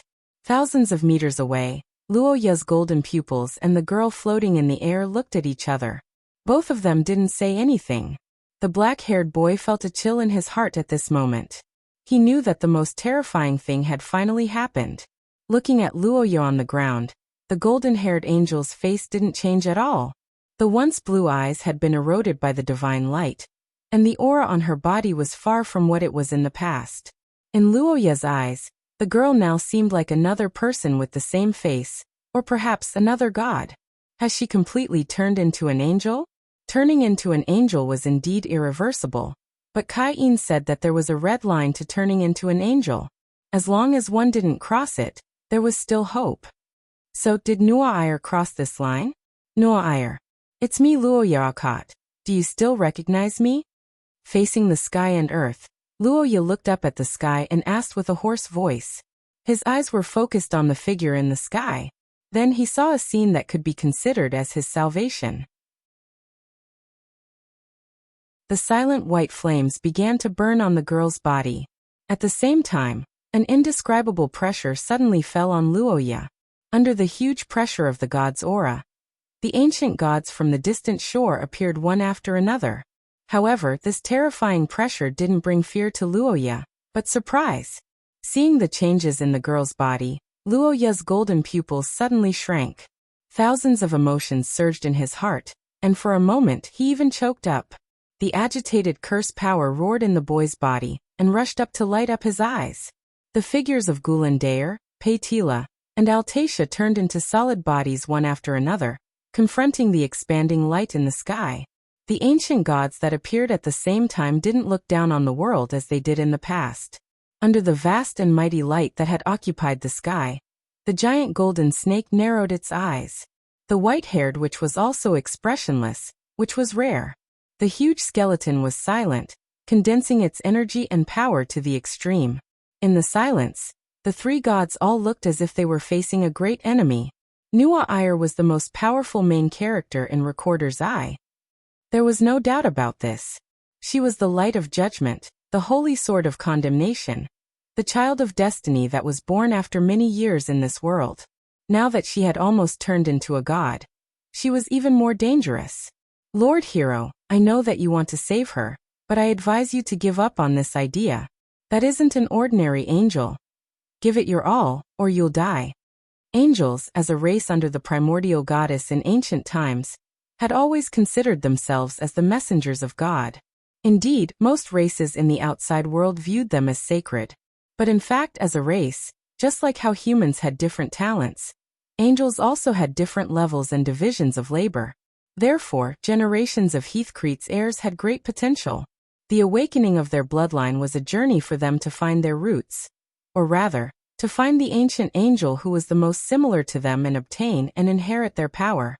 This was why every member of the Heathcrete family was different after awakening their bloodline. Angel King. The current Nuair was, to a certain extent, a fallen god. She was also the king of a race like Paitila and the others. This was also the reason why the three ancient gods were facing a great enemy. In terms of attributes, the power of an angel was not easy to deal with. Except for Gulandair's immortality, Paitila and Altacia's powers were unable to suppress her. Boom. Give up the sky and fight in close combat? In midair, the holy beast clashed with the angel. Earth, fire, and boulders blocked the girl's path of escape. In front of her was Mother Earth's giant mouth that was glowing red. But in the face of this situation, the blonde girl's expression did not change. She did not slow down or dodge. Instead, she chose to fall into the snake's mouth. The moment Nuwa swallowed, Paitila's pupils contracted. The witch below also frowned. Both gods did not understand why the enemy would voluntarily enter Mother Earth's body. Inside the giant snake, a golden light suddenly appeared. It began to flicker from one point, and then countless cracks quickly spread out. Part of the giant snake's body that covered the sky turned golden, as if it was corroded by poison. Then with a loud bang it collapsed. Not good. It could not be stopped. In the sky, the giant snake that was split into two parts let out a miserable cry and fell to the ground. The angel that broke out of the snake's body further accelerated. She spread her wings of light, and while moving forward, she released thousands of arrows of light from it. The giant's roar sounded in the night. At the critical moment, the Gulandair burst out with a strong aura of death. It swung its fist at the meteor that was rushing straight at it. Under the power of the King of Giants' fist, the blonde angel finally changed her expression, and changed her route temporarily to dodge. The sky that had already turned golden changed color when the Nuwa attacked. It rolled like breathing, constantly collecting magic elements and transforming them into the girl's power. At the end of the attack, the Gulandair resisted with its whistling bone fist. Although it was only a little each time, the Gulandair that came in contact with the angel's power was also corroded. The time that it could fight was constantly decreasing like a countdown. And after a series of changes, Luoya's curse power was almost exhausted. Under the illumination of bursts of light, the Queen of Witches floating beside Luoya turned her head and looked at the boy. For the first time, there was some sincere pleading in her words. Looking at the black-haired boy, the witch said that the future could not be changed. The Nuwa-Ir's angelization came from the King of Angels. This was something that no one had thought of before. It was an accident, and it was also her own destiny. The witch's words were rarely in line with the common values of the secular world. The logic that she said was almost irrefutable. However, after listening to Altatia's words, Luoya looked forward without saying a word. The moment such a question arose in the boy's heart, time seemed to stop flowing. A piercing sense of crisis was like a knife on his back. But when he thought of the girl's cold corpse after she died, Luoya's heart felt as if it was being torn apart. If he killed the Nuwa-Ir, Luoya could indeed live, but there was no difference between that and death. The Nuwa-Ir's angelization was his own reason, but the boy also had a reason to save her. Under the illumination of the light, the black-haired boy's tone was calm. He looked at the witch in front of him. The golden flames in his eyes were like candlelight, shining directly into people's hearts, but there was no room for doubt. Under the black-haired boy's powerful words, the source substance of the crown exploded with light and thunder. Amidst the rising curse power, the boy slowly stepped forward and calmly said the words of the promise. "She's only asleep, and I will wake her up.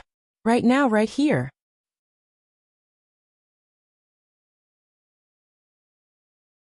Chapter 421.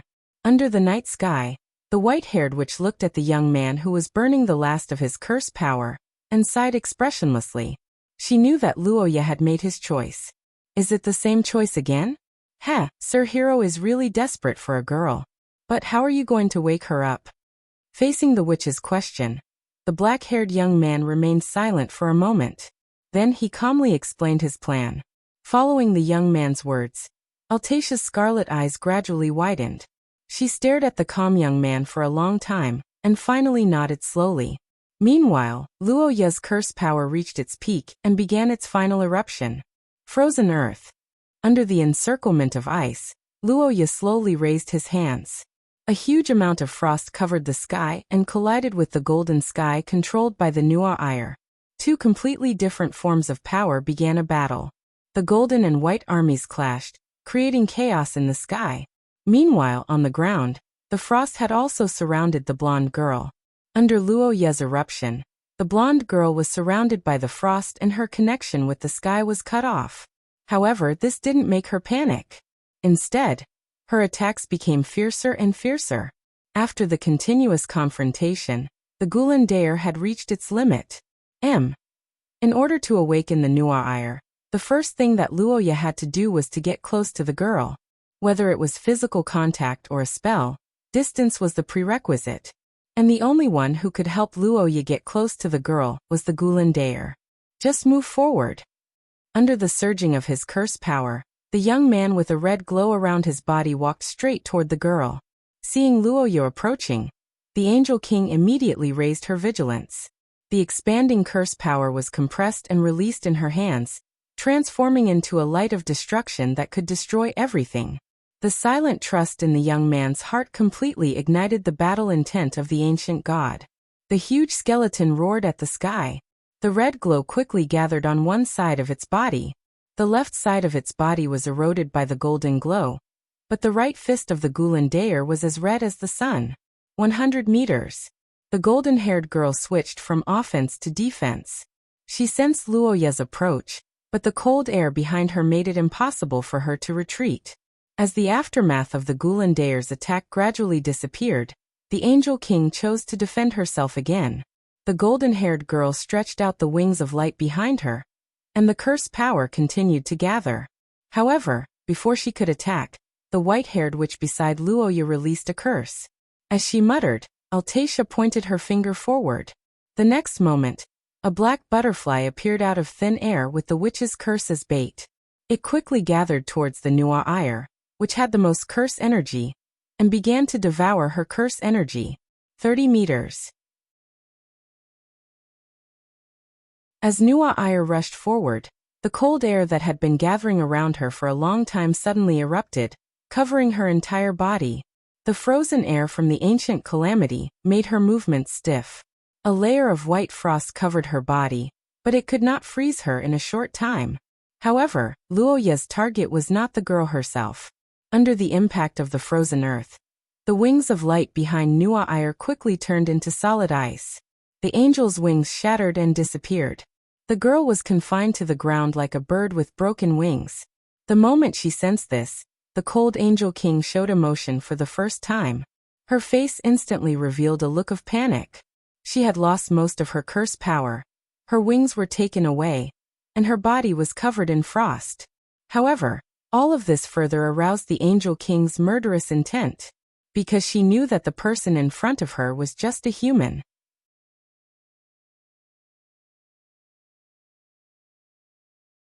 Chapter 422. In the center of the plains at night, the black-haired boy and the blonde-haired girl stood opposite each other. Their lips touched and the curse power cycled back and forth, and the girl's consciousness gradually woke up. Luoya, feeling the Nuaire's violent shaking, the black-haired boy immediately reached out and covered the girl's eyes. The curse power was exhausted, his body was seriously injured, and the side effects of the crown stone were like a shadow, but Luoya knew that he must not fall down now. I'm sorry, Sob, I'm sorry. You don't need to apologize, Your Highness is really a troublesome princess. As if she was afraid that the boy would leave, the blonde-haired angel's response was unprecedentedly intense. The scorching kiss was mixed with the salty taste of tears, as if the love that had been brewing for many years was constantly intertwined. Until the golden light in the sky completely dissipated, the girl's tears stopped, and a red flush appeared on her face. The two slowly separated. After looking at Luoya and getting confirmation, the teary-eyed girl suddenly pulled out her hand that was embedded in the boy's chest. Even if she had killed thousands of mutants and personally created several mountains of corpses and seas of blood, the moment she saw the boy's blood spurting out, the Nuaire still had a severe dizziness. It's okay, if it's just this kind of injury, it's okay. Just a little sleep for a while. Worried that the boy would not wake up, the Nuaire called Luoya's name, but it was a pity that it was useless. The moment the high-strung mind relaxed, an unprecedented fatigue emerged from the body. After the boy's consciousness was completely relieved, it was as if a string was cut off, and he completely fell into darkness. At the old site of Tucker Fortress, at this time, there were hundreds and thousands of torches and lamps lit in the night, and under the illumination of the lights, there were soldiers who were building fortifications overnight. Now the emergency construction was being carried out by the reinforcements from Bank Town. After protecting everyone that night, Luoya had become the de facto leader of Banktown. The orders he left behind were immediately supported by Mayor Carmen, especially the matter of building a defensive line at the mountain pass. The black-haired youth had set up an enemy for everyone, thus strengthening his position and spirit. However, what Luoya did not expect was that his unintentional words at that time had become true as time passed. Unlike the sinners of the Appraisal Association, Brian had been stationed at Tark Fortress many times in his long life, so he knew a lot about this human fortress. Therefore, even though the collector had informed him in advance, Brian was still doubtful about the situation in the fortress.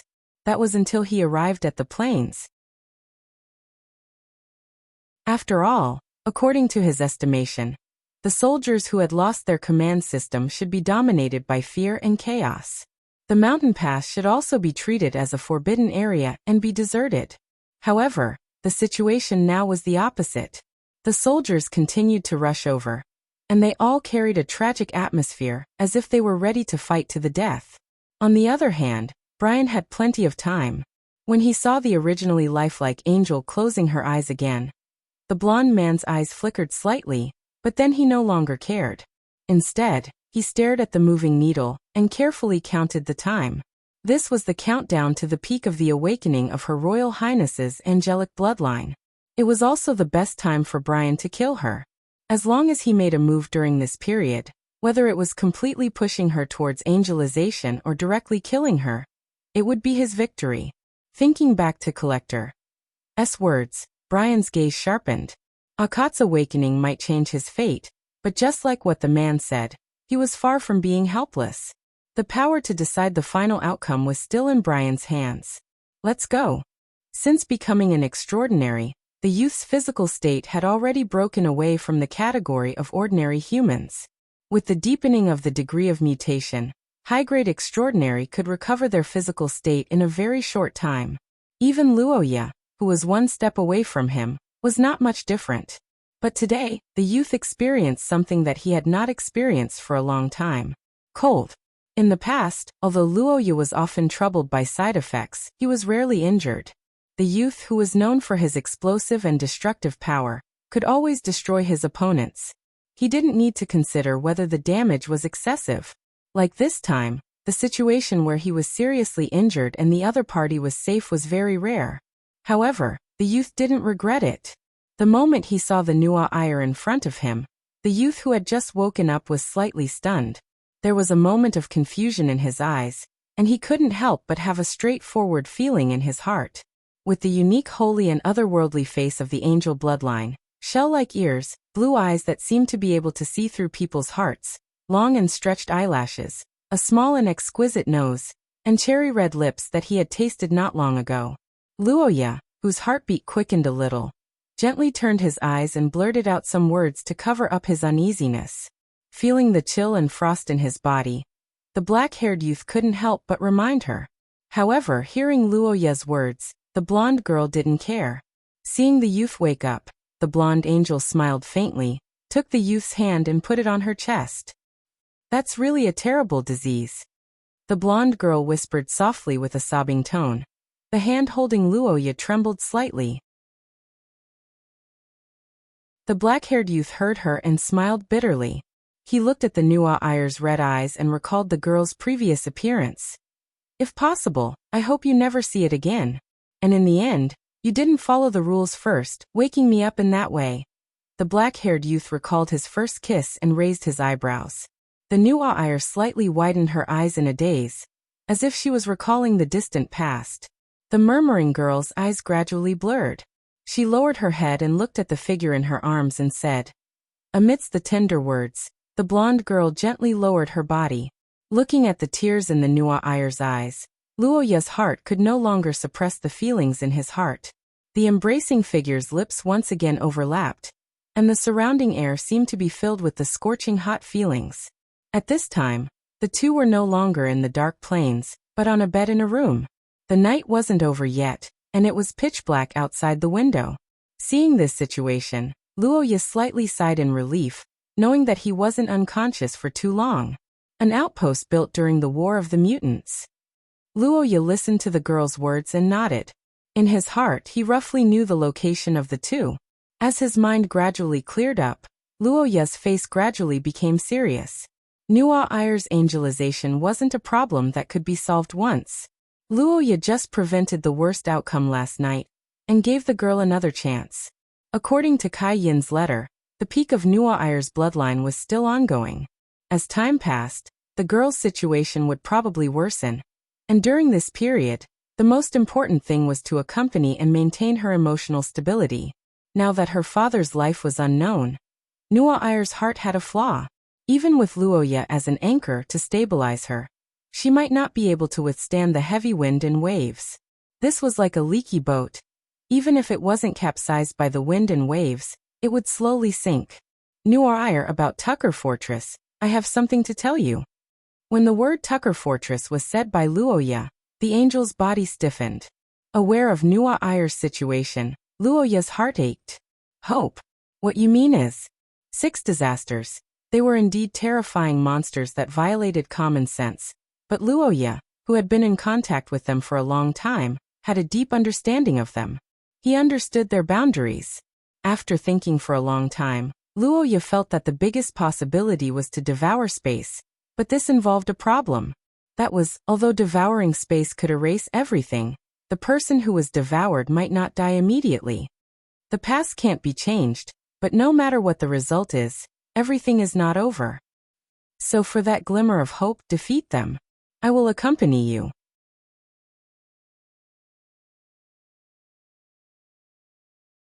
Chapter 423.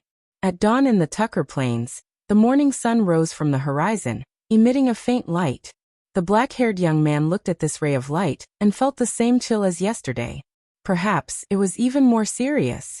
However, unlike yesterday, Luoya no longer felt uneasy because of this ray of light. After explaining to Noel the nature of the 6 disasters, and the possibility that Cain and the others still had a chance to survive, the fear in the girl's heart towards the upheaval of the Tucker Fortress was finally converted. Exploring that possibility had become the motivation for her to upgrade her bloodline. Although the hole in her heart was barely filled, it could be said that it was temporarily filled. Strong, firm, elegant and steady. These could be said to be the most obvious labels on the Pope's princess. All along, Nuo Ayer had almost never shown weakness in front of Luoya. Although the incident in Tucker Fortress this time was regrettable, it also allowed Luoya to see another side of Nuo Ayer that no one knew about. It also allowed him to understand the importance of this girl to him. Thinking so, the black-haired young man gently covered his chest, endured the throbbing pain, and tried to make his expression relaxed. On the other side, the eyes of the golden-haired girl flashed a faint light without warning. At the same time, her body slightly paused, and the reaction of the curse power became a lot more restless. The sudden change made the two people in the room fall into silence for a moment. Noticing the abnormal movement of her bloodline, the girl's face changed, and Luoya's face also became serious. It was obvious that such an intense battle had just ended not long ago. This kind of recovery power. Well, sorry, I may have to leave for a while. Be careful when you fight if you can't suppress it. Hearing Luoya's assumption, the golden-haired girl couldn't help but interrupt. Looking at Nuo Ayer's determined eyes, the young man nodded slightly to express his trust. When you come back, bring some food. Yes, anything is fine. After getting injured, I also need to replenish myself. Your Highness won't let your subjects starve, right? Then it's settled. After nodding at each other, the young lady pushed open the door and flew into the distance with her wings of light in mind. On the plains, in the room where Nuo Ayer left, the black-haired boy stood by the window and watched the girl's figure slowly disappear into the horizon. His face finally showed a relieved expression. The next moment, the white-haired witch appeared out of thin air and stared at Luoya expressionlessly. Yes, indeed. Cough. Looking at the youth coughing up blood, the white-haired witch had a solemn expression. She looked out the window in the direction where the girl had left and calmly asked. In the previous battle, the girl's hand had pierced through Luoya's chest. Although the boy had anticipated this and moved his heart away, the angel's power still couldn't be avoided. This was the revenge that the Angel King left for Luoya. Nuair didn't notice it, and Luoya would never say it out loud. In the quiet room, Altacia looked at Luoya with a solemn expression that she had never seen before. Her scarlet eyes were sharp as she earnestly said, "So." Time passed by slowly. Altacia's gaze became sharper. On the other side of the river, the mountainous Mother Earth and the gigantic skeleton on the plains were listening attentively, expressing their silent agreement as they waited for the youth to make a decision. No matter how one looked at it, he had already done his duty by pulling the girl back from the brink of becoming an angel. If he continued to accompany her, it would be suicidal. For days, maybe less. The black-haired boy smiled and raised his eyebrows. The white-haired witch's expression turned gloomy. But the problem was, what if she lost? Looking at the black-haired boy, Altacia's expression was as gloomy as water. Her scarlet eyes were filled with anger, and she couldn't suppress the indignation in her heart. I have to stay by her side. I'm her last anchor. The queen of the races isn't that easy to deal with. You should know this better than anyone else. More importantly, I'm waiting for someone. That's right. An enemy. Or rather, an old enemy. You can help her block the enemy, but the evolution of her bloodline is ultimately her own matter. What if she loses? What? Do as you wish. If he wanted to protect her, he had to protect her completely. Besides, there were some things that needed to be resolved. It was already noon. The sun was shining brightly above her head. The early winter in the Tark Plains wasn't too cold. There were still some plants that maintained their green color. The sun's rays made one feel warm. In the eyes of those who liked to go out, this must be a good place to have a picnic. Looking at the corpses of the mutants on the ground, the girl hugged her legs and thought expressionlessly. The arrival of the Nuair was like a calamity for the mutants. She descended like a god, giving everyone, no matter their status, the right to equality, death. After the slaughter that wasn't painful, and even brought some joy, the girl's angelization finally came to a temporary stop. Hugging her knees, the Nuair muttered to herself. Thinking back to how she was in front of the boy, her body trembled slightly in fear. After gaining the upper hand once, the power of the Angel King had obviously become stronger. Nuair found it increasingly difficult to control herself. The fear of losing her sense of self was bone-chilling.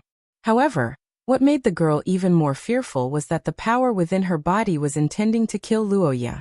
Swearing in her heart, the girl glanced at the corpses all over the ground. The corpses that had just died were emitting heat due to the light.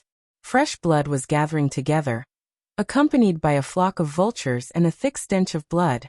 The bright colors eased her divinity to a certain extent, but at the same time, it made her vigilant.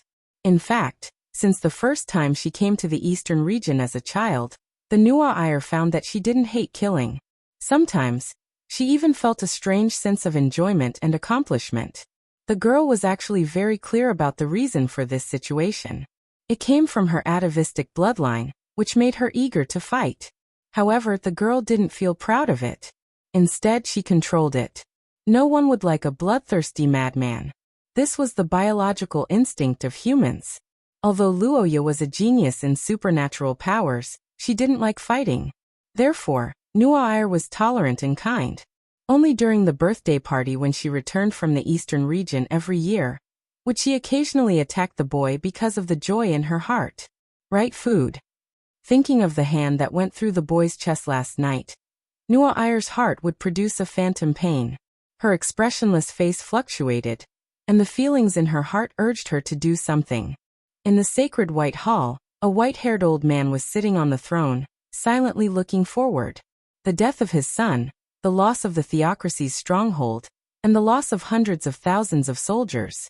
Any one of these could easily overwhelm a person. In fact, after receiving the news for more than half an hour, the old man only did one thing, and that was to repeatedly look at the scene. The reason was very simple. It was because he was John Heathcliff. 6 calamities. Although most people in Shia didn't know about them, they were not unfamiliar to the Vatican, who had been fighting against evil cults for many years. Heathcliff, who had a good relationship with the Alcott family for a long time, had a lot of records about them. It wasn't the first time that the 6 calamities, The messengers of Mother Goddess had appeared in the third era. However, they had never caused such a huge commotion before. After all, these monsters all had one thing in common, and that was that they needed a long time to grow. Therefore, it wasn't their style to expose themselves so early and alert the civilization. Pondering over this question, St. John's face grew colder and colder.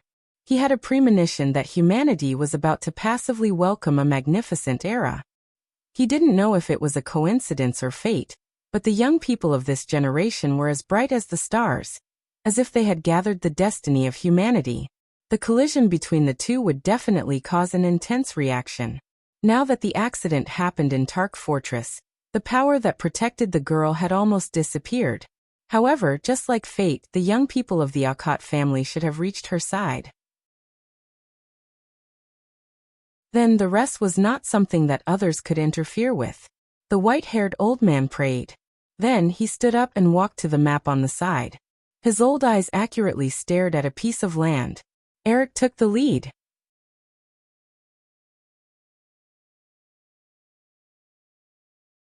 Chapter 424.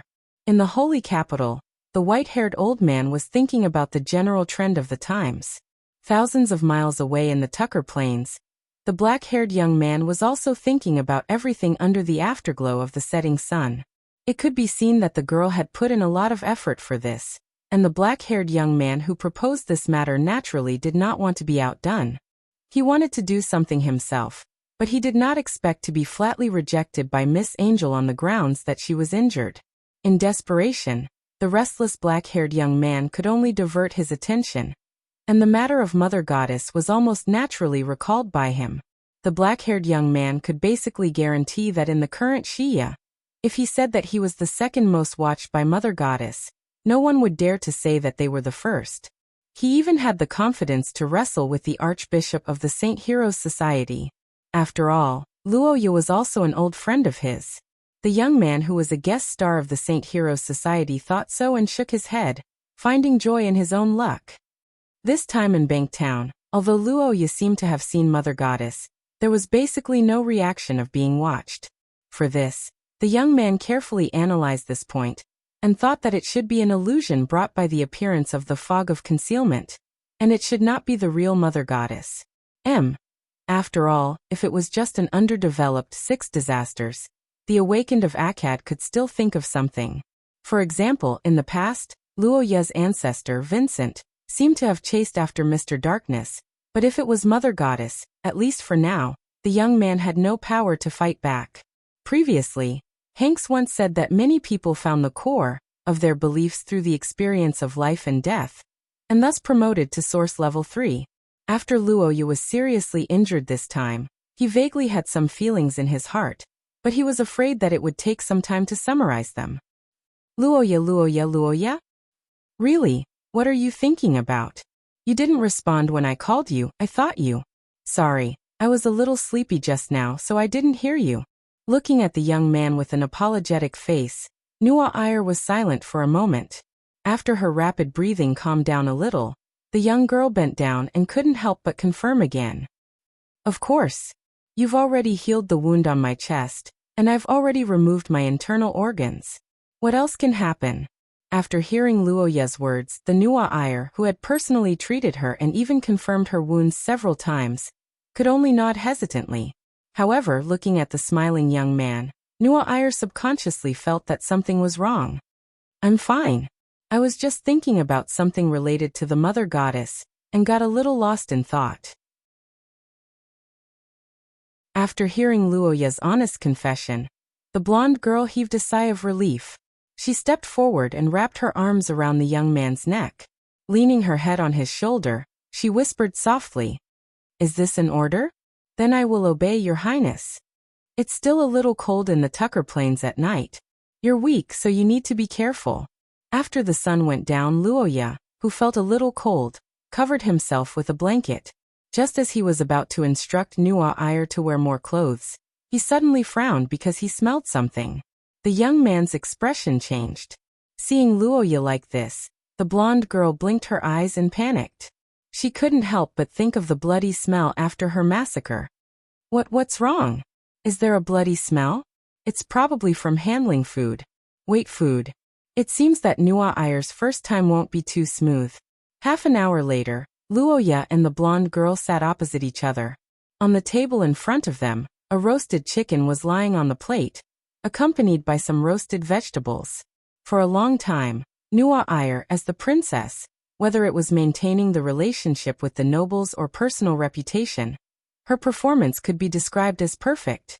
She also excelled in art, music, and other aspects. Even in St. Freya Academy, where geniuses gathered, she was still the top student among the top students. The black-haired young man observed Nua Ayer with some curiosity in his golden eyes. In fact, this was the first time he saw his princess fail in something. But Luoya wasn't surprised. After all, the princess cooking was already very ridiculous in Xia. Not to mention an old country like the Austin Empire. Even in a highly developed and open area like Rose, noble women didn't know how to cook. The only exception was probably the country of scholars, Bulonia, where many noble women were interested in cooking desserts. But the country of scholars was in fact a country founded by a group of civilian scholars, so it was fundamentally different from others. Observing the roasted chicken that was a little black, but other than the heat, there was no problem. Luoya thought for a moment, then directly cut a piece and put it into his mouth, making the blonde girl opposite him stunned. Is that so? I think the taste is not bad. Besides, this is your first time cooking, I don't want to miss it. As a young master born in a marquis family, Luoya grew up in luxury. Nua Ayer naturally didn't believe the young man's words, but seeing Luoya not being picky about the food she made, the girl couldn't help but feel happy. Every morning they would wake up together, have breakfast together, and go to work separately. At night, they would gather together to eat and share the day's experience, then snuggle up to each other and fall asleep again. Thinking of this, the girl was in a daze. After a long time she suddenly said, Luoya, what do you think of the Wei Dualia ancestors' choice?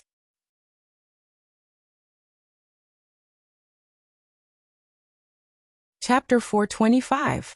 At the dining table, the black-haired young man was stuffing food into his mouth as he thought about how the princess learned this skill.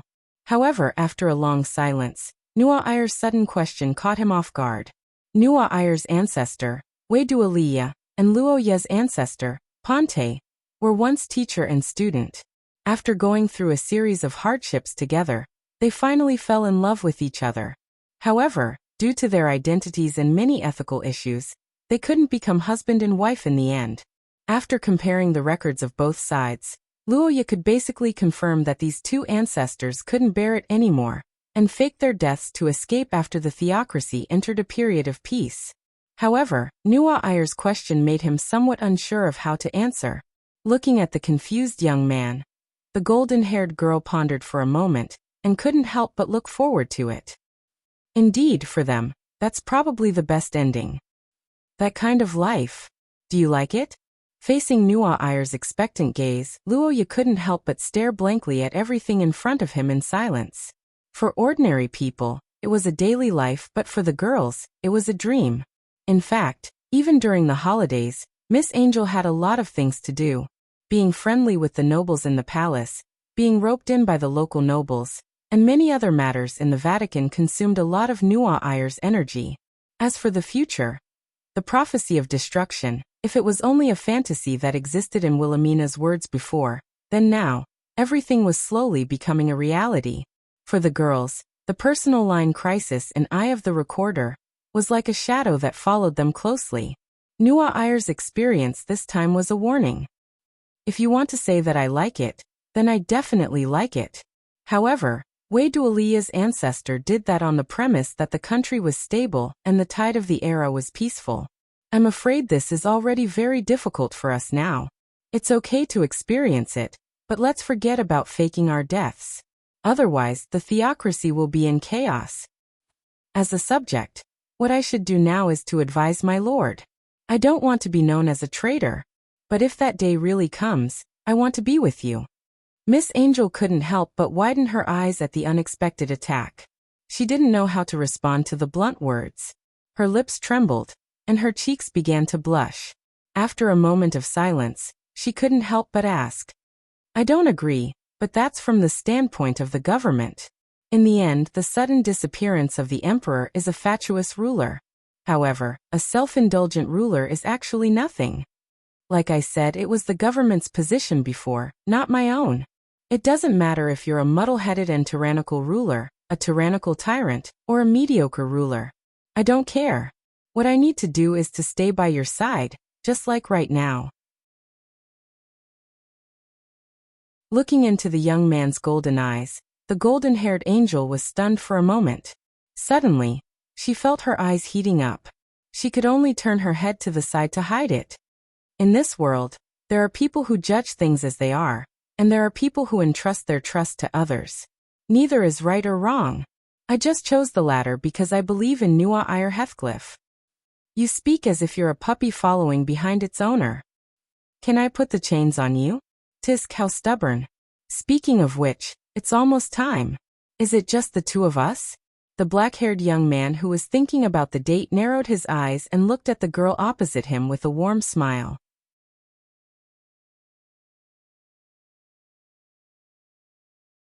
Chapter 426. Under the curtain of the night, the black-haired young man stood calmly in front of the huge palace complex. He silently scanned his surroundings as the bell rang in the distance. Looking at the magnificent and familiar buildings that he had visited several times, Luoya walked forward. He walked through the wide and majestic city gate, walked through the empty square, walked through the long corridor hung with exquisite ornaments, and finally arrived in front of the familiar door. Along with the sound of the door opening and closing, light shone through the gap in the door, and gradually spread to both sides of the black-haired young man. Everything in the room once again appeared in the young man's eyes. Not long ago, this was the place where the black-haired young man and the white-haired witch met for the first time. In this dark place where flowers bloomed, the two of them fought with their wits as their weapons. They both won and lost, joined hands once again and used this as an opportunity to sign a contract. At this moment, the golden color had already spread between the throne and gradually extended from the corner of the wall. In fact, during the process of entering here, Luoya had already seen this familiar radiance. When this land was completely dominated by the golden color, the witch would lose control of this place and her connection with the black-haired young man would be severed. The result was obvious. Luoya had already predicted this result, but even so, looking at the witch on the throne, the young man was filled with guilt. On the high platform, the white-haired witch gently stood up. Her scarlet eyes flickered and her face showed some displeasure, just like a young girl quarreling with her lover. No, I just feel that I have wronged you. Hearing the black-haired young man's words, Altacia fell into silence while Luoya revealed an apologetic expression. In ancient times, the witch race had an extremely special status and authority compared to other races. It was a race that all living beings feared. Even the angels who considered themselves as messengers of God didn't dare to easily offend them. As the queen of the witch race, Altacia had an extremely high self-esteem. On the throne, hearing Luoya's words, the white-haired witch's expression calmed down a little. She looked at the young man and the anger in her heart gradually extinguished. After a long time, she looked to the side and said, What are you referring to? On the throne, a rare smile appeared on Altacia's face. She raised a finger and said with bright eyes, I see. Should I say that you haven't forgotten your original intentions? The angelic corruption won't stop here. It will continue to worsen after I die. When you encounter your enemy, the corruption should have reached its final stage. By then, I'm afraid that only the Gulandair, whose attributes conflict with the angels the most, will be able to move. I'm afraid your enemy isn't as simple as you think. I can sense a chaotic aura that is full of inauspiciousness. Based on the results of the divination, it is not optimistic either. As the Queen of Witches, who was synonymous with calamity in the ancient times, anything that could make Altacia feel ominous would definitely be extraordinary. Witches' divination abilities were second only to the goddess of fates. Indeed. Looking at the calm and slightly helpless young man below, Altacia's face showed a pleasant smile. She narrowed her eyes slightly, and her eyes were full of expectations. The small and flexible tongue licked her lips gently. The white-haired witch stroked her cheek with her hand and said with narrowed eyes, revealing an inexplicable desire.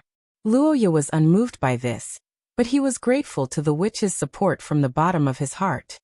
Hee, if you want to get something, you have to pay something. For Transcended, it is the same whether it is ancient times or now. Depression and joy are also contradictory. I always face this situation. Sir Hero is really evil. The black-haired young man raised the corner of his mouth and shook his head. He then looked at the witch above and asked seriously with a teasing smile. Oh? Do you have anything you want? The smiling Luoya whispered the curse vessel he wanted. The white-haired witch blinked and slowly raised the corner of her mouth. Altacia, who heard Luoya's request, smiled happily. After a long time, the Queen of Witches, who completed the commission, looked at the young man and said goodbye with a smile. Yes, in order to save the princess, I can only say goodbye temporarily, Your Majesty. The white-haired witch smiled happily, bowed her head slightly and lifted her skirt. At the same time, everything around the young man began to blur and distort. In the witch's heartfelt wish, the young man smiled and nodded. The next moment, Luoya's consciousness fell into darkness and returned to the real world. Before dawn, beside the sleeping black-haired young man, Nuair Heathcliff was experiencing unprecedented torture and contradiction. Glancing at Luoya, who trusted him completely and slept with his back to the girl, Nuair's eyes flashed with a painful look. His hand holding the blanket tightened, and he began to hesitate about the decision he made before. Making such a decision was naturally inconsistent with the feelings and wishes in the girl's heart, but for Nuair, this was the result of no choice, and the opportunity was the moment when the girl lost control in the evening. Nuair couldn't remember the location of the base. Obviously, as a transcended whose bodily functions and thinking speed were far superior to ordinary people, and as a person who received military training from a young age, Nuair shouldn't and couldn't forget her starting point. More importantly, there was a person in the base. Just like how people might forget the shop they used to frequent, no one would forget their home. Nuair couldn't forget the location of the person close to her. In fact, she really did forget, so there was only one possibility. At that time, the girl understood that the erosion of angelification had probably reached the third stage, which had never been recorded in Heathcliff's records for thousands of years. It was no longer a complete replacement, but a partial contest of consciousness. From the third stage onwards, the deterioration of the girl's condition became much more concealed. She might be herself one moment, but in the next moment, she might have lost something important, and the consequences would also affect the people around her. After the bloody battle with the Angel King, Luoya's combat skills, which were her companions, had been limited by the unique erosion power of angels. The young man had also been seriously injured once, and his condition was unprecedentedly bad. Vaguely, Nuair felt that the young man was hiding something. The plains at night were cold and dark, and the whistling of the night wind continued. The girl knew that after crossing the gate, she would once again face everything alone, and she might never be able to return. But when she thought that this was the only way to protect the person she loved to the greatest extent, Nuair's heart became strong. Going out at night? I think it's better to tell me. In the room, Luoya's calm voice sounded, and the Nuair in front of the door widened her eyes and froze.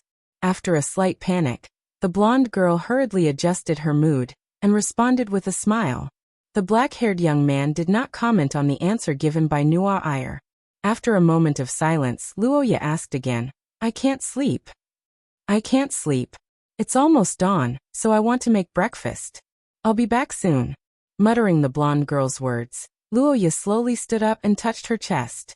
She could not help but feel an inexplicable sense of relief.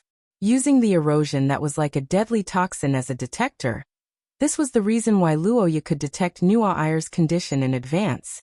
At this time, in the chest that was once penetrated, an unprecedented pain was spreading, and the passage to Altacia was completely closed. Nuair, let me see your eyes. The black-haired young man stood up and slowly approached. His request made the girl who had her back facing him tremble slightly, not knowing what to do. The blonde girl did not move, and Luoya did not say anything. Silence pervaded between the two. After a long time, the princess who gritted her teeth finally turned her head and looked at the young man with a calm expression. Separate? Am I bothering you? You are now seriously injured. Even if the Angel King appears again, you won't be able to fight anymore. You are no longer of much help to me. Thank you for everything you have done for me, but now I think it's better for you to return to the rear. It's safer there. Hearing Nuair's words, the black-haired young man stopped in his tracks. However, what she did not expect was that after a short silence, Luoya raised her head, and there was no anger in her golden eyes. Instead, there was warmth and calmness. Wait. This is a gift? The black-haired young man sighed slightly. Looking at the surprised Nuair, he smiled and sent a blessing. Nuair, happy birthday.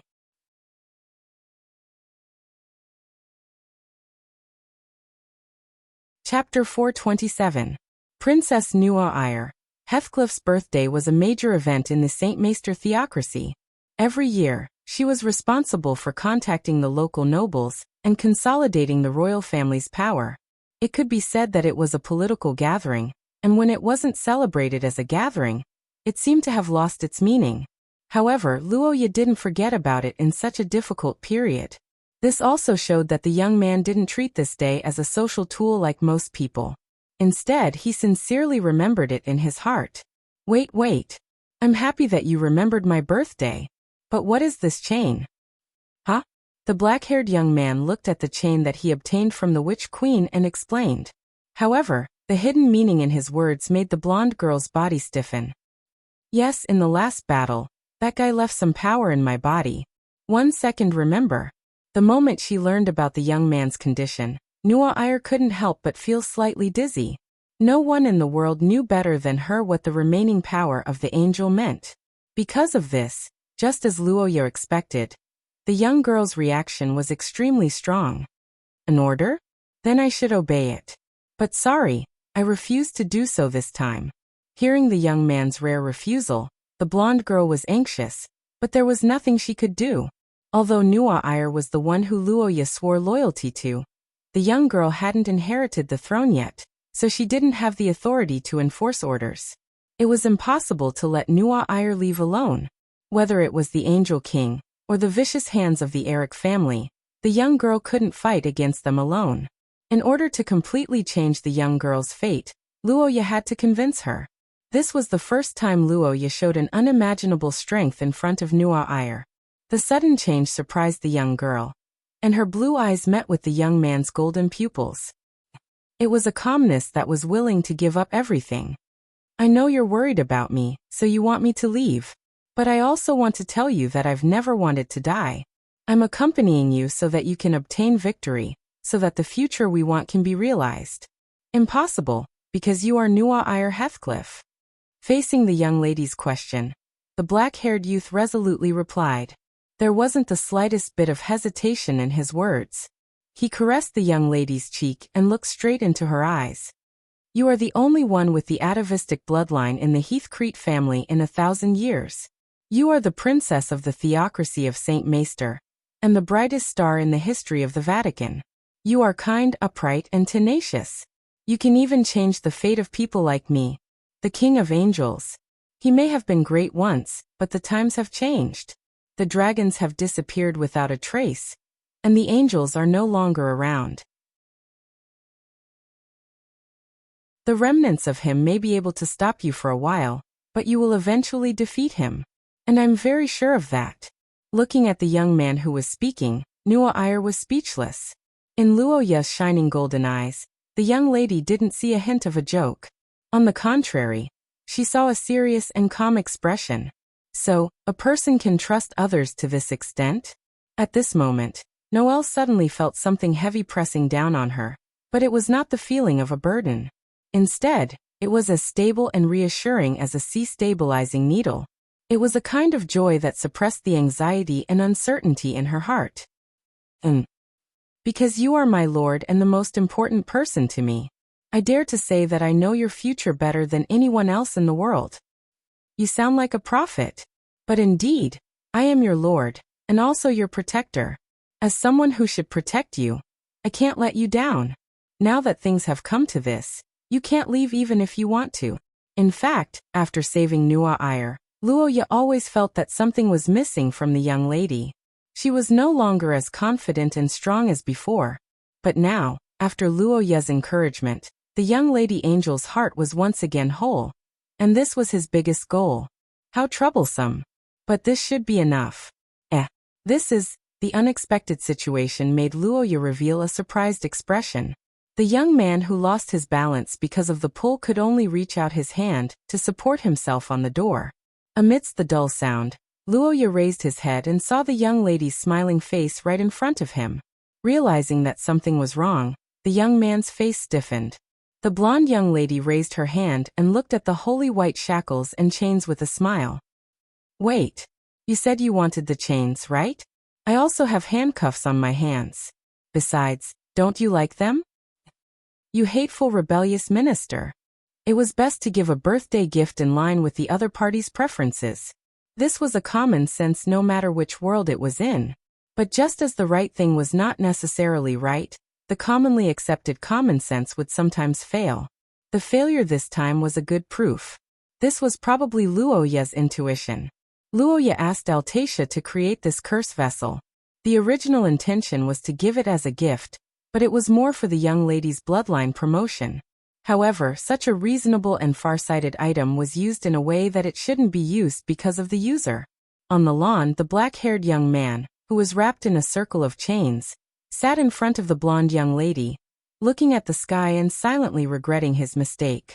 On the other side, Nua Iyer held one end of the chain and held a spoon to persuade him. From the moment the contract lock used angel power as a medium, Luoya, whose angel power in his body was far less than the young lady, was at a disadvantage.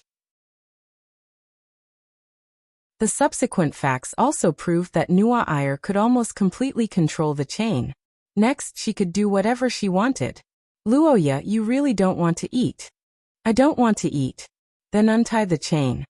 The young lady smiled happily and refused Luoya's request. Then she leaned down and lifted her hair, revealing her white neck and delicate collarbone. She put her face close to the young man's ear and whispered softly. I refuse. Wait. What are you going to do?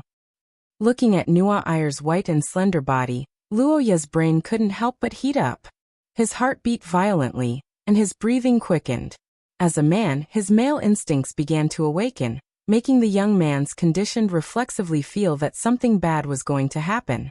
The angel who was wholly in front of others was now flushed red, and her eyes were like silk. That unique temperament, the feeling of holy and evil mixed together, was like a poison with an unimaginable charm. Especially with her identity as the successor of the Holy See, there was an additional layer of forbidden temptation. Facing such a Nua Iyer, Luoya was utterly defeated. On the other side, the blonde young lady's foot had already lightly stepped on the young man's thigh. No, this isn't the problem. Wait. I'll eat. Aren't you going to feed me? I'll take it, so stop.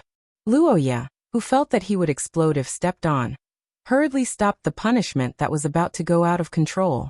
After losing the reason to punish, the blonde young lady pondered for a moment, and after regaining her senses, she retracted her slender leg. Immediately after, another round of losing control. The angel who couldn't control herself grabbed onto the end of the chain, not allowing Luoya to retreat. The young man also completely stopped resisting, and after a long time of entanglement, the two of them separated slightly while panting. It's just the appetizer. After experiencing 2 accidents, Luoya finally had a meal. This time, the Nua Iyer didn't cross the boundary, and instead gently helped the young man fill his stomach. This was because the young lady knew that if the two of them continued, it would be difficult to take back the spilt water. There was no problem with the doctrine that the life born from the union with the person in love was a gift from the goddess. However, for Luoya and Nua Iyer, it was still a little too early for them to reach adulthood after only 1 year. More importantly, the current situation of the royal family was more important.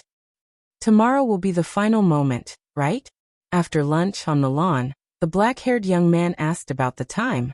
The Nua Iyer felt the bloodline in her body and nodded lightly.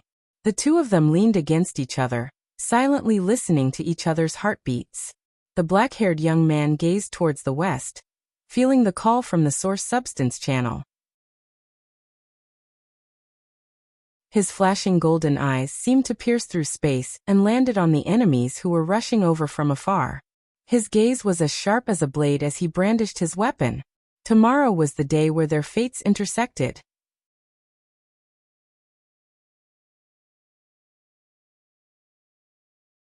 Chapter 428.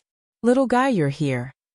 In the valley, a black-haired young man stood on a rock, looking up at the golden-haired woman he hadn't seen for a long time. After clearing his mind, he nodded gently and turned his head to observe the surroundings. He looked at the familiar place that he had visited several times, and his eyes were filled with pity. But now, the once dark valley no longer existed, and the continuous mountains were cut off. Everything had been eroded by the golden light, and most of Paytila's true form was gradually disintegrating as part of the earth. How is it?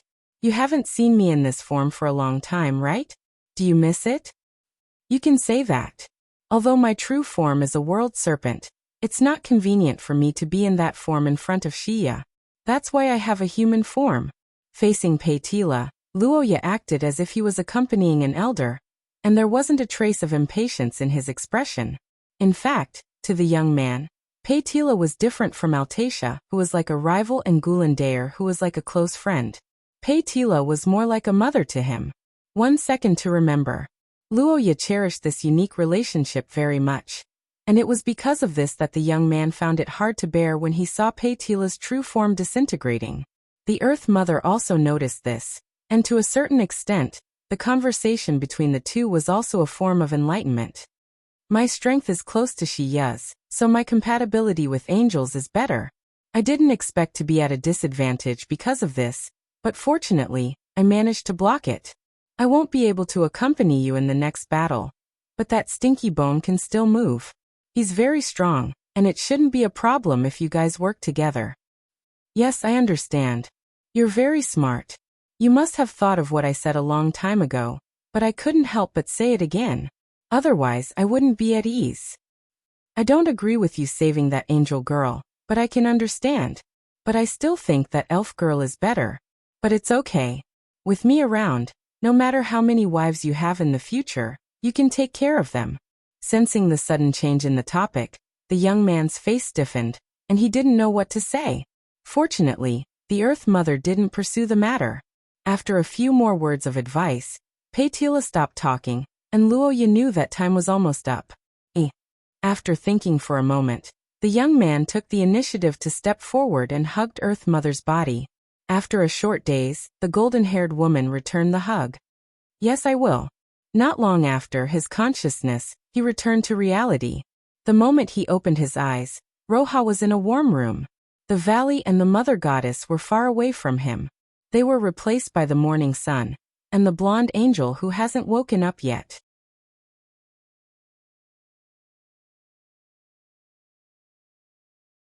Chapter 429. Under the setting sun, the black-haired young man and the man in the distance looked at each other with killing intent between them. The appearance of the old enemy represented the end of fate. This was the conclusion of Brian, who had lived for a long time. On the other side, the black-haired young man obviously had the same thought. Brian didn't hide anything this time, no matter if it was his face or aura. The reason was very simple, because this operation was a desperate gamble. Luoya's question didn't need to be answered, but the young man's calmness was somewhat out of Brian's expectation. And what was even more strange was that looking at Brian, who came to kill him, Luoya's eyes didn't have any hatred or disgust. Instead, there was some inexplicable sorrow and sorrow. The things that you should have held on to are worn away too quickly, and the things that you should have given up are not worn away. Ambition and desire are always expanding. Everything that happened 200 years ago still hasn't come to an end. To you, this is probably a very long time. Ferd Eric. Hearing the young man said his former name, Luoya's pupils suddenly contracted. Brian's gaze was like an arrow, staring at the young man's body. His expressionless face finally had a fluctuation for the first time. 200 years had passed. Not to mention his contemporaries, Even his younger generation had mostly left this world. And in this long time, Brian's face had changed several times. Luo Yoakot, as a young man who wasn't even 20 years old, it was impossible for him to know his identity. Looking at the black-haired young man, Brian asked with a gloomy face. An ominous premonition emerged in his heart. Hearing his question, Luoya remained silent. After a moment he opened his mouth and said, "But unfortunately, time flies. Things remain the same but people have changed. The fierce tiger has disappeared and the night has turned into a cold venomous snake." Facing Brian's question, the black-haired young man replied with a heavy voice. The middle-aged man's face finally changed. The shock in his heart made the middle-aged man's heart waver. He understood that his plan wouldn't go smoothly. But then the killing intent in his eyes became stronger. "It doesn't matter, he hasn't lost yet. I didn't expect you to know my identity in advance. But unfortunately, fate isn't on your side. The appearance of the primordial monsters changed everything. Your plan will be disrupted." Quantity. Although the outcome of a battle between extraordinaires was not decided by numbers, one against many would still increase the difficulty. Furthermore, Luo Ye's source rank was not considered high. However, what puzzled Brian was that the young man remained calm after hearing his words. He just looked up at the sky and spoke in a gentle and calm voice. A faint smile appeared on the young man's face, causing Brian to frown involuntarily. However, before he could issue an order, a drastic change had already occurred that left everyone dumbfounded. Sturdy and broad, the shield was dyed with a layer of blood red by the light. Fine and heavy, it was a sharp blade that ordinary transcendents could not wield. The sound of clashing armor, and the sound of footsteps echoed. On the fluttering flag, the symbol of the Eye of the Flame of Akate seemed to penetrate the hearts of the people. Of course, for the cultists other than Brian, the other flag was more attention-grabbing and terrifying.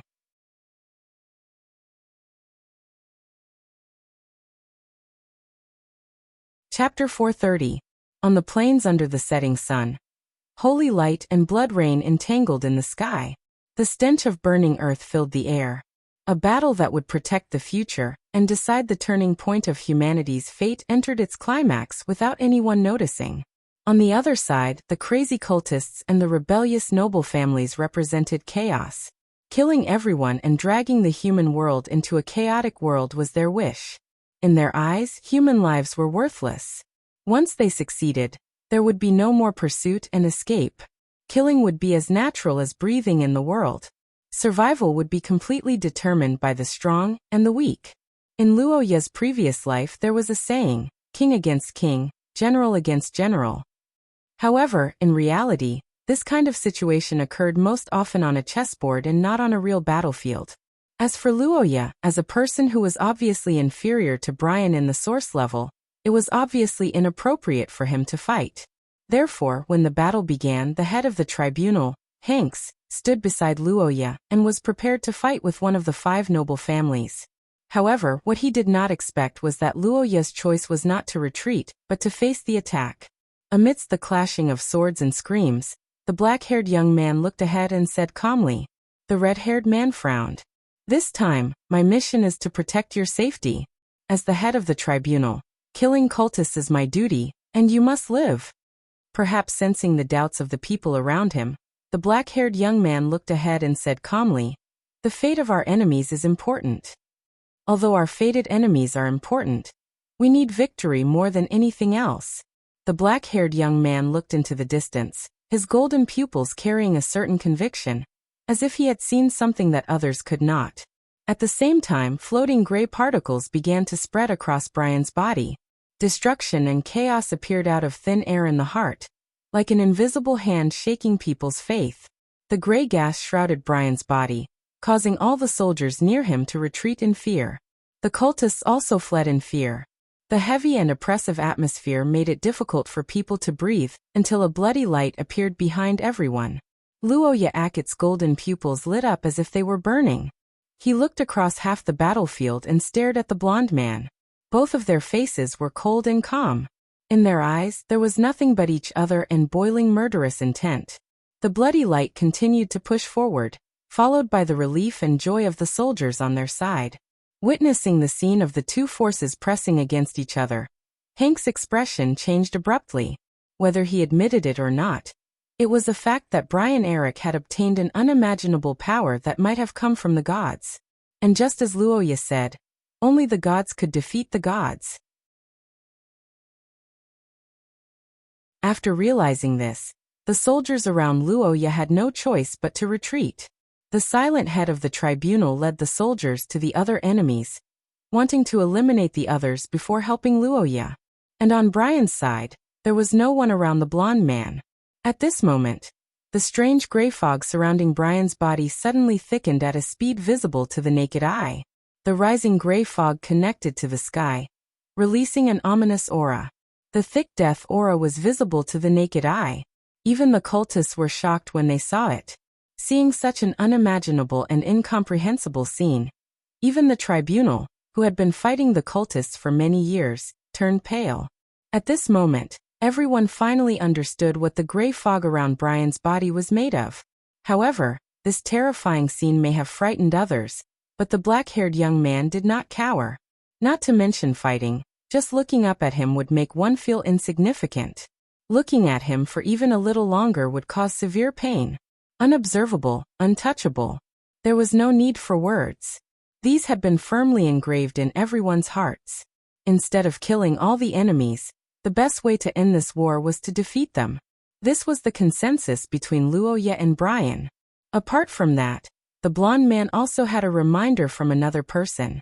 This wasn't because he was afraid of the enemy, nor was it because he didn't have confidence in himself, but it was a cold fact.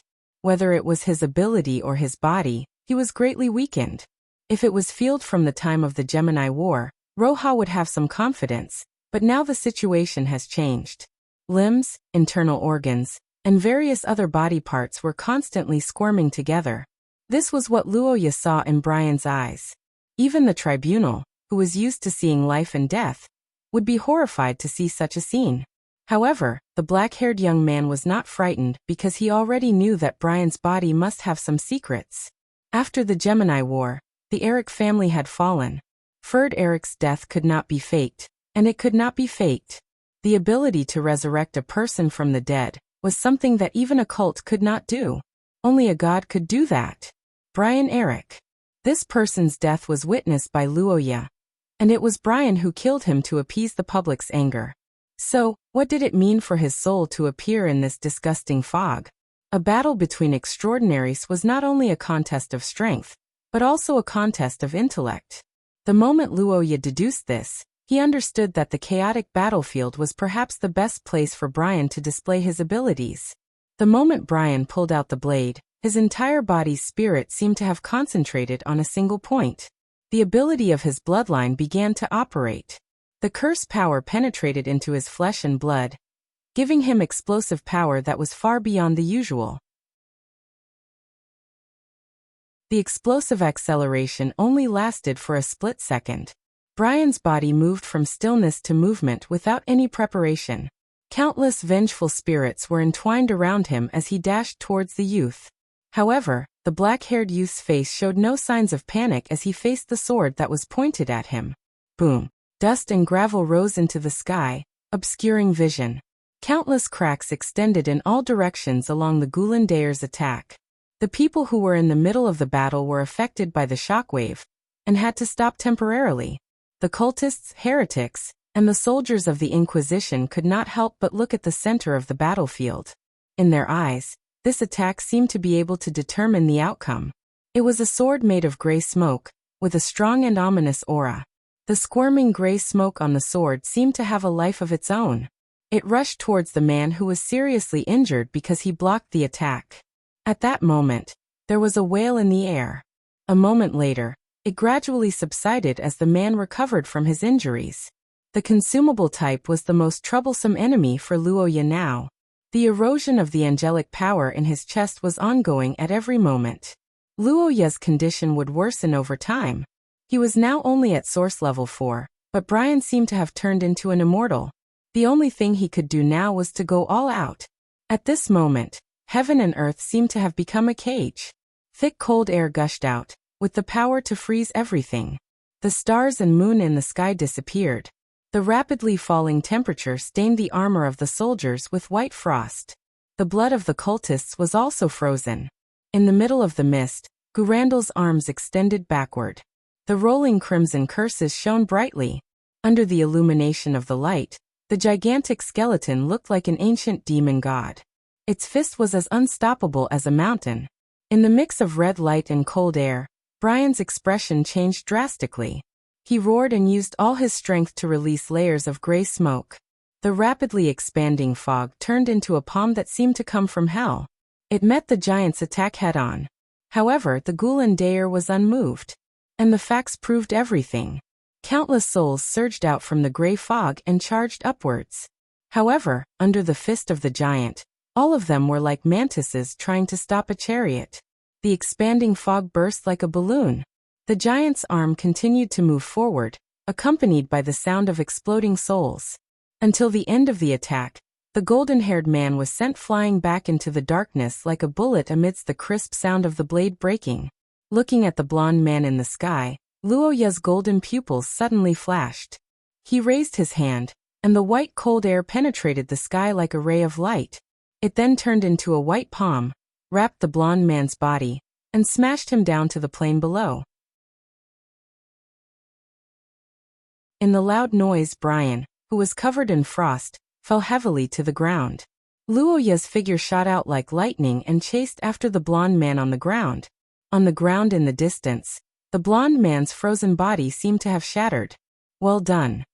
A familiar voice of praise sounded in Brian's ears. The next moment, the young man suddenly stopped in his tracks. You're tuning in to the Earbook Haven YouTube channel. Don't forget to subscribe and join us on this journey to catch the most captivating stories.